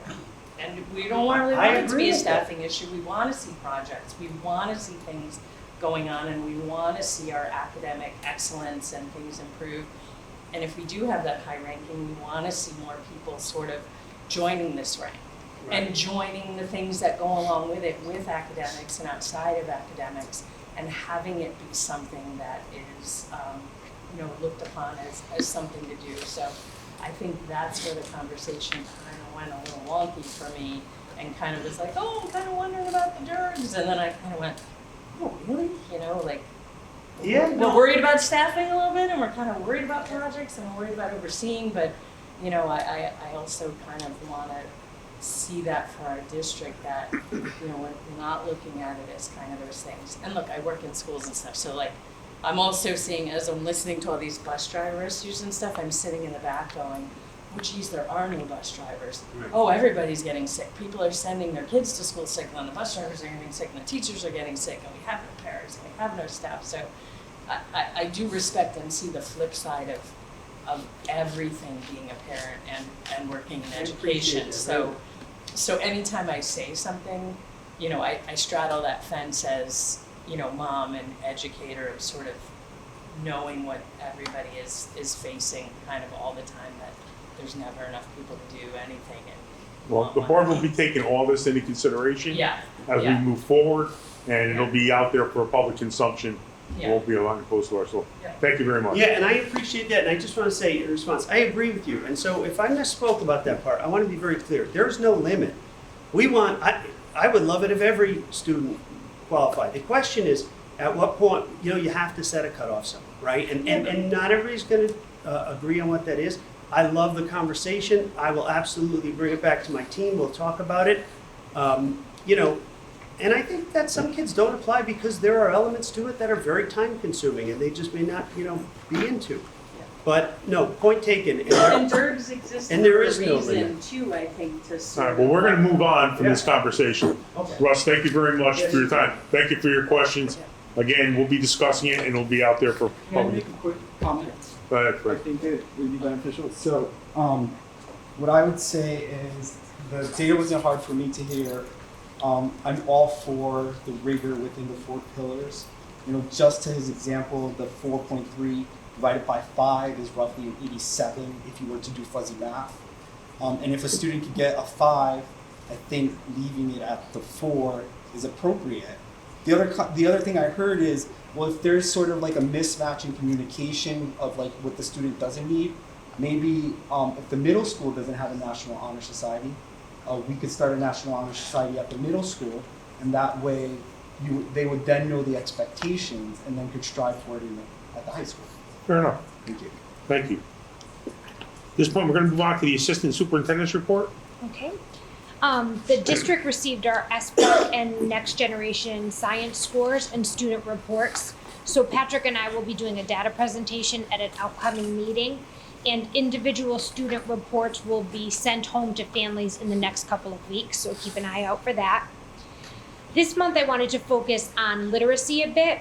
We're still awaiting information and guidance from the State Department regarding our Science of Reading waiver, which is that K-3 initiative.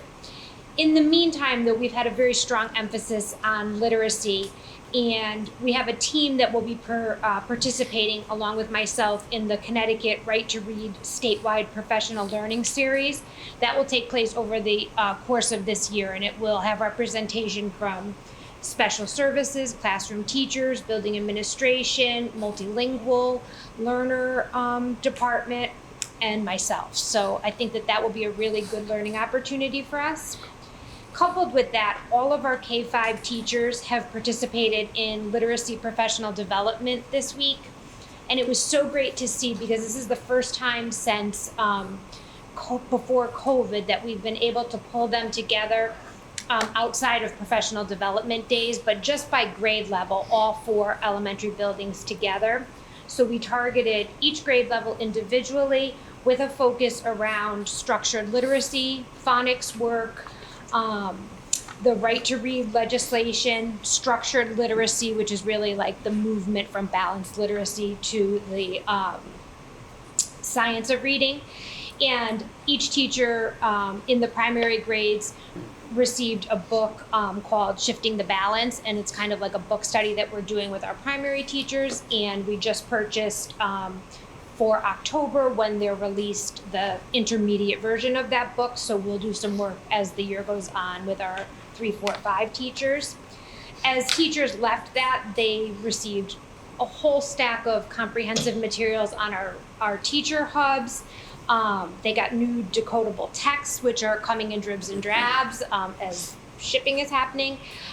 New running record passages, magnetic letter sets, and as I visited the elementary schools this week, the vibe from the teachers was just so great. First, they loved the community of learning, and they loved the new information and the resources they got. So we continue to keep literacy on the front burner, obviously at elementary, but also middle and high as well. We're continuing to do our curriculum revisions in language arts at the middle school and the high school.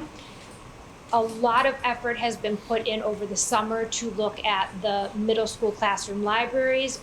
A ton of new engaging books have been placed and coded in our 6, 7, and 8 classroom libraries. So I'm really excited about the work that we're doing in this area, and we will keep on doing it. Any questions for you, Bob?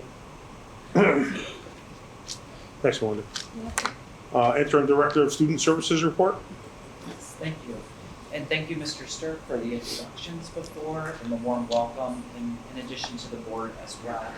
So just a little information about my professional background. I've been here at the high school for the last 10 years as one of the school counselors, but also I was the coordinator of student services as well. So it was a wonderful opportunity to collaborate with many families and students within the community, within the middle and the high schools. I also have been the coordinator of the extended school year program for most of our special ed students that receive services during the summer. So that's been a wonderful opportunity yet again to connect on a different level and learn many different opportunities and different interventions for our students pre-K to 21. So I'm very thankful for those opportunities. I have to say, I felt very welcomed, and I continue to feel very welcomed by the board and our leaders, and I am very thankful for all those who came to the meet and greet at the end of August. And I really look forward to continuing to collaborate with all our stakeholders and our community at large. My item tonight that I do want to focus on is the school-based mental health clinicians. And I think that this is a hot topic within the world and within our community. And I just want to say that I'm very proud to say that our school-based mental health clinicians are available to all students within our buildings. Clinicians work privately with our students and families despite being housed within our buildings. Services can be provided to any student with parental permission and completion of an intake. Services are billed through Families Insurance. However, if this is not an option, we will ensure that all students have access to these supports as needed. Clinicians will collaborate with school staff only if there is parental permission. We are happy to say there are now 2 full-time clinicians at the high school, 1 full-time clinician at the middle school, and we're also working as the goal of having full-time clinicians all at the elementary schools as well. Thank you. Well, thank you. Interim Chief Operating Officer's report. I'd like to first begin by echoing Anthony's statements and thanking Superintendent Stirk as well as the Board of Education for their warm welcome. I have served the North Haven community as principal of Green Acres for the last 2 years, and am very excited to come into this newly structured role in an effort to really bring a lens of the educator to the business and operations arm of what we're trying to do for our students and families. So I'm going to get right into my report, kind of like we got right into the job, just jump in and start talking about first, as we spoke earlier this evening with John. We began with transportation right out the gate, and based upon the opening of school, we immediately began holding weekly meetings with M&J Bus Transportation an effort to address specific concerns that we were hearing from our parent communities. We were hearing directly. I would also like to personally thank our building principals and administrative assistants who were fielding a lot of these calls and directing them up to our office so that we could make sure that these problems and issues were being rectified as quickly as possible with M&J. Also, in line with our office, I had the opportunity to meet with Mr. Rizzo and talk about food services. And one of the changes this year that everyone should be aware of is the fact that while breakfast is free for all students, should they choose to access that in the morning, any family who qualifies for a reduced meal would also receive free lunch. So while it still falls under free and reduced, if a family were to qualify for reduced meals, that is how that would work this year. If you are curious about those forms, they would have been sent out at the beginning of the year, but if you do go to the district website under departments, you can actually go to your individual schools and find those forms for free and reduced and apply there. We are seeing a healthy influx on a daily basis of those forms coming in, so we can assess them to determine if a family would qualify for free and reduced meals. Just in terms of two larger projects this summer that we did sign off and pay the bill on, the Ridge Road repair was conducted. This was really kind of more about, okay, we've really got to do something here. We were noticing multiple leaks, and so we did pay for that with available grant funding. And one of the projects that was started and needed to be completed this summer was the upgrade of fire alarm systems at all 4 elementary schools, and that project has also been completed. One of the things that came up in the earlier conversation was just things such as roof. One of the questions might be how much would that roof in fact cost us. A much earlier estimate when we reached out to Mr. Diana, the Ridge Road roof would approximately cost us $1.25 million to replace in total. Now that estimate was a while ago, a couple years ago, so certainly that would need to be updated, but just to give an accurate figure there. Outside of that, we're continuing to make sure that we spend the district's dollars properly. And that is my report for this evening. Thank you. Go to the approval of the utilization of Fund 373. I'm going to turn that over to Mr. Stirk. So in the board packet, I believe in front of you is a hard copy of a memo to the board regarding the non-lapsing fund, aka Fund 373. So last month, the board approved depositing unutilized appropriated funds of $441,035.45 into this fund. At this time, I request the board to take a look at how to utilize those funds, and within the memo is a proposal of a breakdown of how to utilize them. So I'll walk through that really quickly.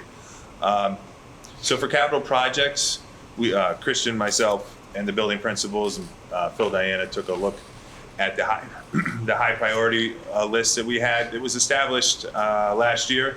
We updated in September this month to include a few other items. So as you can see, those items total $187,000, a little over $187,700. So you can just read them through for the community as well. At the high school, we're going to replace the ropes course support trees with telephone poles because the trees are they're starting to get a little old, so it's time to replace them. And just to rest any fears, we do have that Project Adventure course looked at and evaluated before every year begins. So there's no safety risk, but it's something that we do need to update.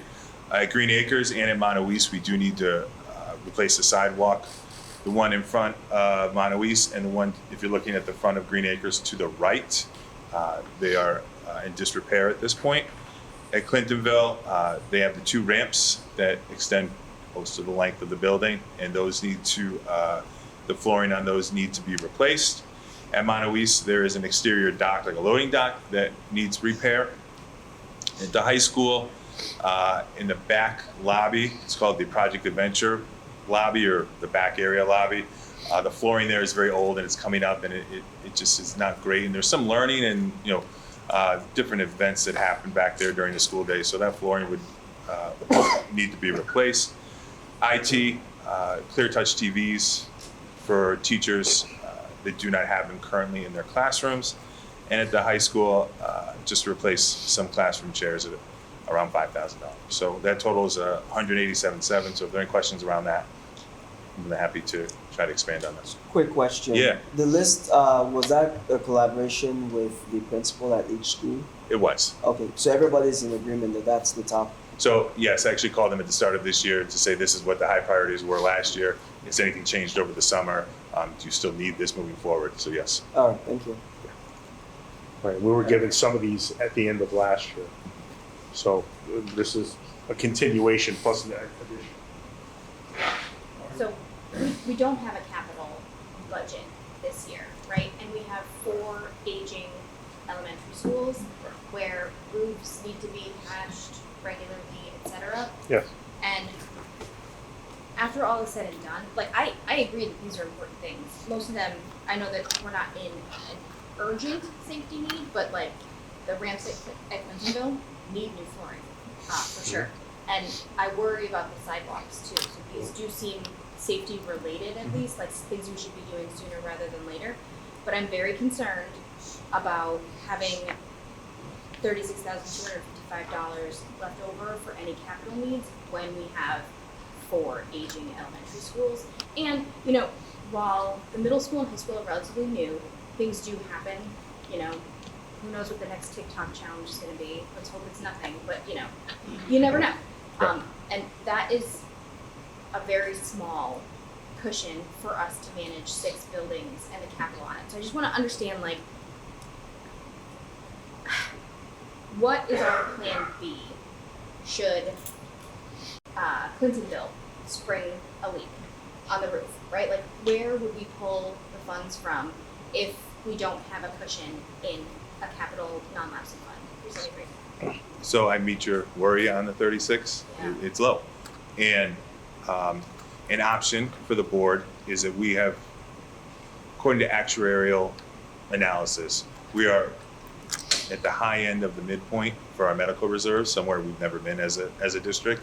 So there are funds in an emergency that we could access and still be at a very strong level within our medical reserves. It's not something we need to draw down on, it's just something we don't put into the fund if something pops up at a building that we need to immediately address. So I know that in August we did have, I believe, healthy medical reserves.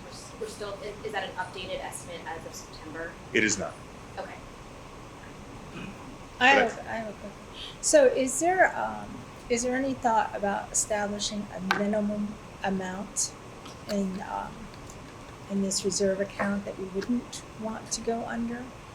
I mean, if we're concerned that 36K is low, do we look at, we want to keep a minimum of 75 Well, here? we talked about general conversation when we talked about creating this fund about the minimum. And the problem with the minimum, you'd be stuck. So if you had 100, say the minimum was 100,000, just for conversation, you had 300,000 in there, then you had a problem that needed 250,000. What do you do? You're stuck. So technically you have the money, but you can't use it.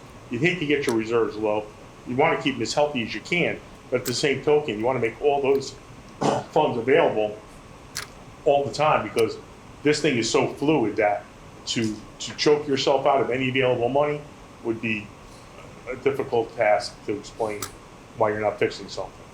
That makes sense. Follow-up question. So when we look at budget planning for next year now, is this an account we'll be concerned about because it dropped down so low that we might want to re-budget that line next year? Or not that I don't want an answer tonight, but just something that, is it It's something definitely that something we're thought looking about? at. Yeah. Without question, it's something we're looking at. Okay. Because we know the operating funds are at the will of the building. You know, you can only guess so much, and like I mentioned earlier, one's 100, the rest are 60 plus. Something's gonna happen. Yeah. Something's gonna happen, for sure. Thank you. Sure. Are we confident that these are the highest risk, like safety risks that need to be addressed? After speaking to each of the buildings, yes. Is there a contingency built into this for any unexpected problem that you might run into? Noticing, for example, the floor. Some old floors still have asbestos fiber in it. So is there any concern? Like mediation, with that? stuff like Yeah. that. I do not believe there is a contingency for that built into the price. I can double check that with Phil Diana, but Probably not, but we asked Phil to make sure that, Understood. in hopes that the contingencies are in place to begin with, so we don't run into anything crazy, but it's like anything else. You open up a wall, you don't really know what's behind the wall. You're not there until you're open. Right. I also, just one other question about, and we haven't covered it yet, but I'm also a little worried about item 2 here, the $100,000 going to the special education fund, because those costs are incredibly volatile. Oh, yeah. And do we know how much we drew down the special ed reserve fund in the prior fiscal year? we have upwards of $300,000 last year that we drew down on it, and that's due to a due process hearing we're currently going through, and that thank goodness the board had the foresight a few years back to establish that, and that was a way that we were able to not impact the operating budget last year. I just want to make sure that our kiddos with special needs know that we value them, we want them here, we want to make sure we're budgeting for them, etc. And I'm nervous about this number too, because this number is lower than it has been in the past. Correct. And we're at 43,000 right now within that reserve, and the additional 100 was anticipation for the next 3 months around this due process hearing to make sure that it's covered and does not impact the operating budget. Somebody else have any questions? When would the work take place if this money gets? At the earliest point of it being able to get done. Like some of the concrete work, they'd have to get quick for that winter comes around. You know, they can't pour after that. You know, others would be availability of materials and whatnot, but it would be now. And the other question is, if we're working on the Key A course, is it impacting the student's ability to participate? It would not. We would work around that. It might be something that's done over the summer, so it's not impacted. I don't know if they can work on that over the winter, but we'd make sure that they still have the opportunity, because it's not an immediate, like we have to shut down the course, so. Right, it's not cracked, but we want to get it before Yeah, no, I just didn't becomes a want there major. to be an impact on Right. the actual. Right, the kids getting out there and Right. doing their thing, yeah. Absolutely. Do you want me to hit 3? Huh? Do you want me to hit number 3? Yeah, sure. And the last bullet on the memo is additional support services for $117,000. This is an additional 2 paraprofessionals to support 2 newly enrolled students into our district, as well as a RBT, which is a registered behavior technician, who will help support our ILS classroom. And these are because we have students who enrolled that we did not necessarily budget for, but we do need to provide appropriate service for them. And what do we know what buildings these paras would be going to? We do. Okay. For sure, okay. Yeah. Anthony has it already earmarked, ready to rock. Alright. Anybody have another question? Okay, may I have a motion, excuse me. May I have a motion to approve the utilization of funds deposited into Fund 373 as listed in the memo submitted by Mr. Stirk dated September 14th, 2023? I'll make a motion. Can I get a second? Any discussion? All in favor? Aye. So moved. Thank you. May I have a motion to approve Christian Strickland as the authorized signatory of the CSDE authorized signature form? I'll make a motion. Second? Any discussion? All in favor? Aye. So moved. May I have a motion to approve the monthly financial report, including the recommended transfers? I'll make a motion. Second? Second. Any discussion? I do have a couple questions Sure. on that, if that's okay. Absolutely.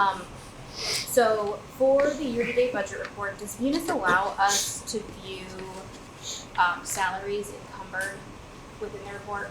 So, as I've learned in the last couple of weeks, ADP, the new payroll vendor, pulls salaries directly from the operating grant budget lines. So my answer to that right now is no, we don't have that ability, but I can further into that for you.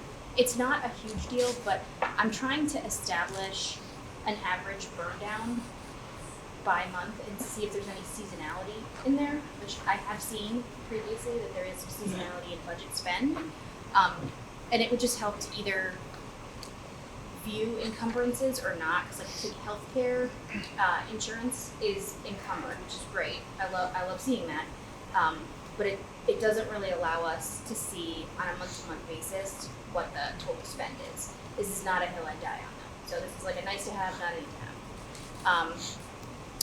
Line 3,300 professional and technical services is 90,000 over budget, including $872,000 in encumbrances. Can you help me understand that one?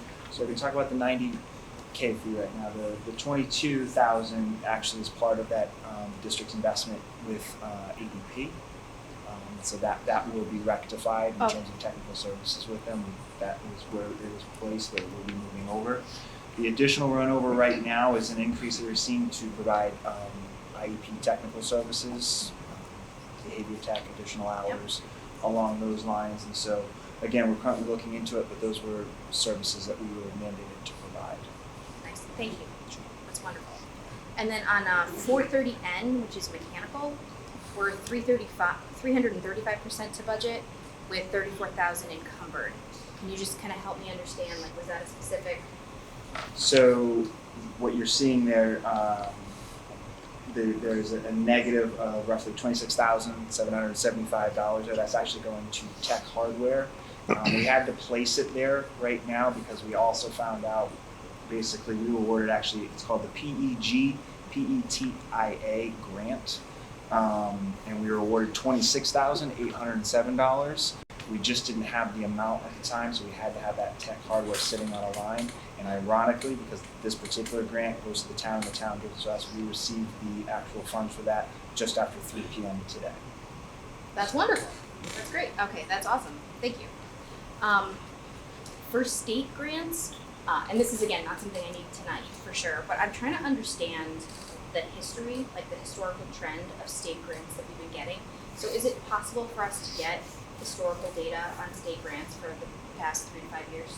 We can definitely it'll take a little bit of time That's for us fine. to get No that, but we rush. can take a look into a 5-year, what we've been awarded grant-wise. And then under federal grants, there were some, it looked like they were like over budgeted under the federal grants. Are those grants that we anticipate but haven't received yet? It's Title I grant monies that will carry over, and we will be able to reallot those monies back in. You did great. Good job. So where's the negatives? Solve that right now. Okay, we all set? Yep. All in favor? Aye. Any opposed? So moved. At this time, I would like to open up the floor for public comment. Public comment at this point will be for anything that is agenda related.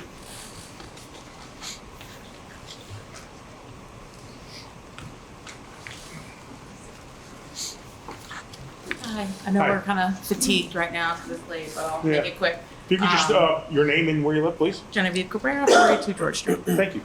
My name's Genevieve Cabrera. I have a daughter at the high school, and I have a son at the middle school. I'm here today to discuss the current guidelines for National Honor Society. I wasn't able to come up a little earlier. Okay.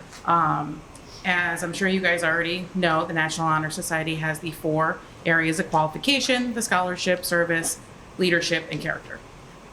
So today, obviously, we're talking about the scholarship category. Per the national guidelines, as we were told, at a minimum, the students must have a cumulative GPA of a 3.0 on a 4.0 scale. So each chapter is allowed to require a higher cumulative GPA, and North Haven High School has decided that the 4.0 is the minimum they require. When you look at the National Honor Society website, under the Who We Are section, it states, National Honor Society membership has been the true mark of student achievement for over 100 years, but it goes far beyond a report card. By empowering, championing, and recognizing well-rounded students, National Honor Society provides schools with a values-based framework to elevate a culture of scholarship, service, leadership, and character. So even the National Honor Society themselves state that their membership is not solely or most importantly academic.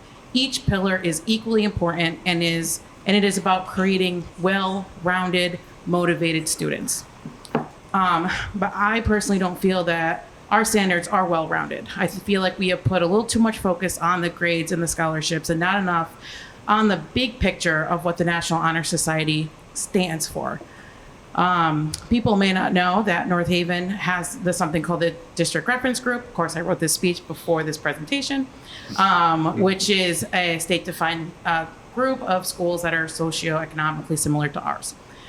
Lowering the GPA standards to equal the average GPA of our district reference group, which I was told is around 3.625, will put our students in a better place to explore not only their academic lives, but also this town and our community, and in turn would encourage more kids to search for leadership positions and community service opportunities within North Haven. If it would be beneficial to not only our schools and our students, but also all the residents in town to have so many more motivated students. Our school, choosing a minimum 4.0 GPA standard, is higher than not only our district reference group, but to a lot of the surrounding schools in our area. For example, my nephew's school in Ridgefield has a 3.5 GPA and they're ranked 25 in the state. Just showing that it's not always about how high the academic could get. This makes me wonder, though, why we have chose a 4.0. Some people say it's because National Honor Society is most importantly a high academic achievement award, but this is just not true as stated on their own website. And a lot of people say that our GPA makes it a more distinguished award that promotes higher academic rigor. And while I completely understand and appreciate that thought process, I believe that instead of promoting, this actually could put our students at a disadvantage. This 4.0 standard makes it so that kids who already exceed in service, leadership, and character requirements who also make North Haven High School honor roll every quarter, students who might even have a complete A average in all of their L2 classes still do not qualify for National Honor Society. It is discouraging to these students, to students who are already trying so hard on both rigorous academic and community levels.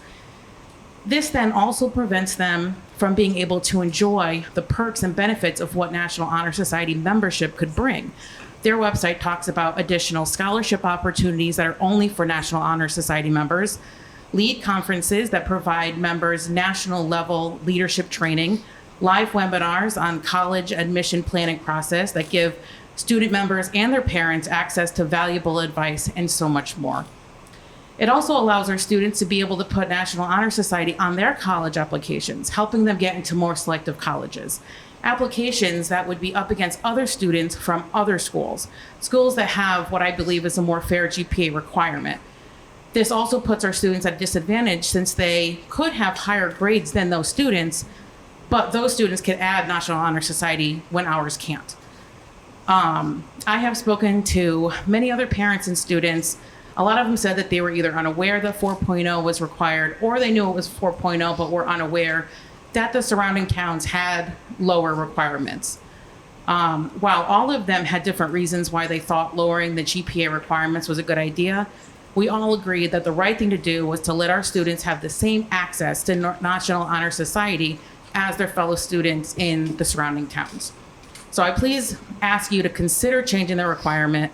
I'm not asking for it to be lowered to the lowest possible option of 3.0. What I'm asking for is to have our school meet closer to the same level as the schools in our own district reference group. If all of those schools believe that approximately 3.625 is a fair choice to create well-rounded, overall high-achieving students in all categories, then it should be a fair choice for us as well. Thank you. Thank you. Anyone else?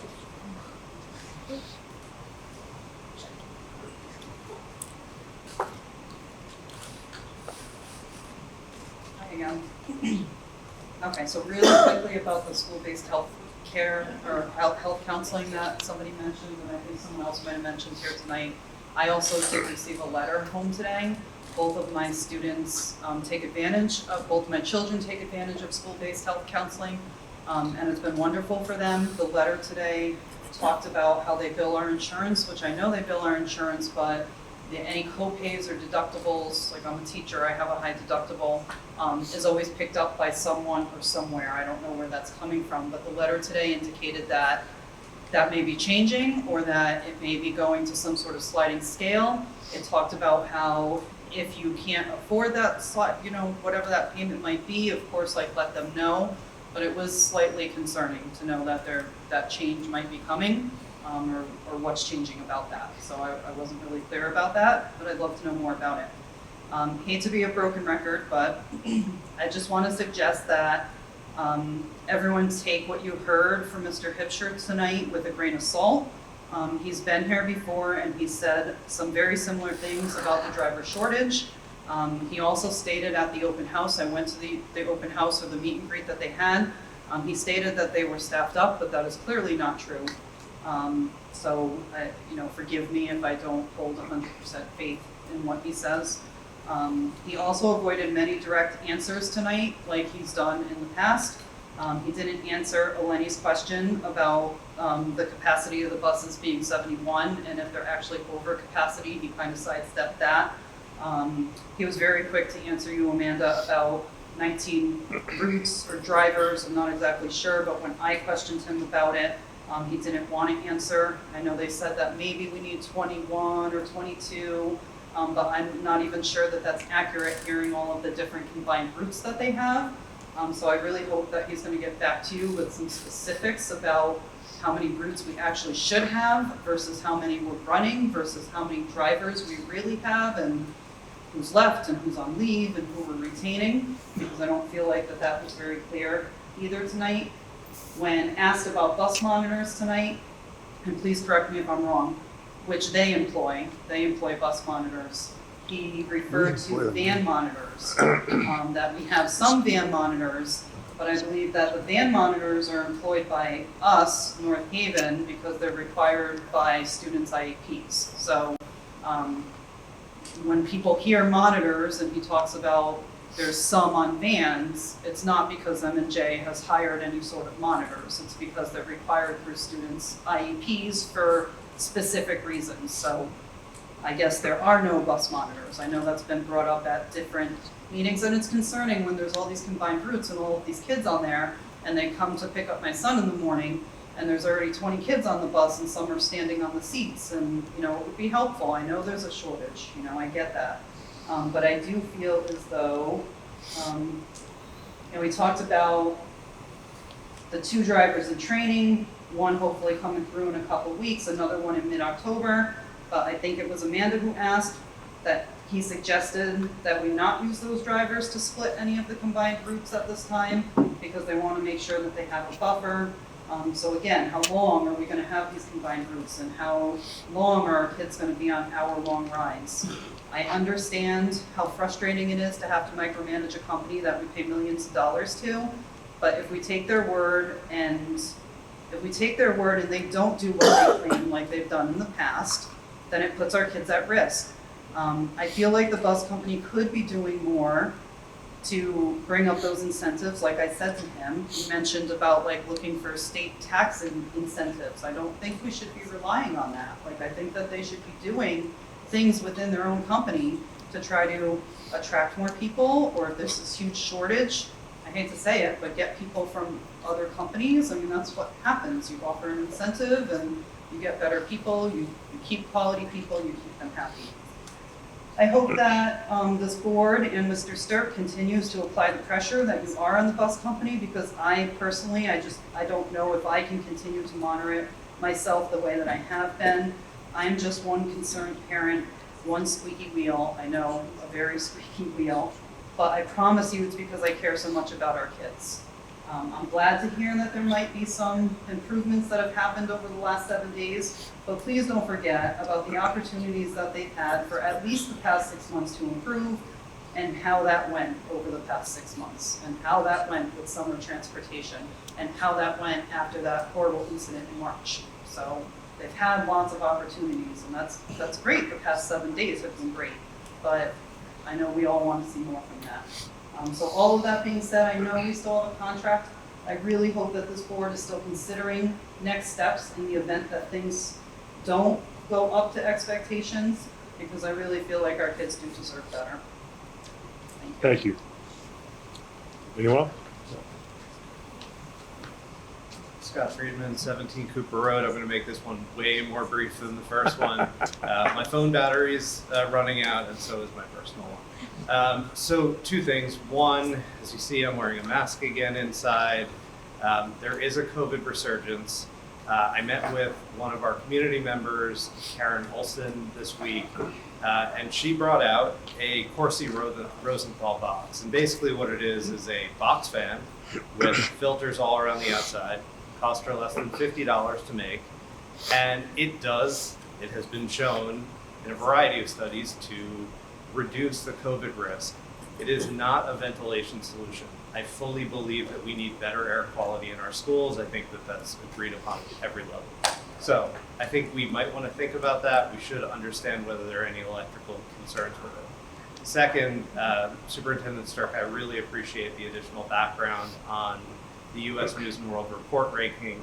As I said publicly last week, it impacts our property values to have a perception of our school. Board Member Giorgio mentioned that perception is reality. And I think that a public statement should be made in some form. I don't think it needs to be more than a Facebook post or something. But at the end of the day, we're not 126th in Connecticut. I think No way. I think somewhere between 55 and 70 seems about where we've been and where we should be. That matches a whole lot more with the CT school report card. In my mind, if I were doing it, I would make a press release that says our CT school report card is 55 out of 162. There is no way that U.S. News and World Report's differential ratings puts us 70 spots lower. Thank you very much. Just one quick comment about those Corsis, because oddly enough, I looked into those. The decibel levels on the Corsis are like 68. Yeah, it really which depends is on the fan. just which so is like 15 to 18 higher than it's supposed to be. That's just very quick research on my part, and it'd be something we'd have to talk about. But I know that is one of the problems. Okay. But I All right, appreciate it. I'm happy to talk offline. Yeah, appreciate it. Thank you. Anybody else? Okay, seeing no one, may I have a motion to adjourn the September 14th, 2023 regular meeting of the Board of Education? Any discussion? All in favor? Aye. So moved. Thank you. Thank you, everybody, for coming. Guys, thank you for your time. I know. The preceding program is brought to you in part through a grant from the town of North Haven.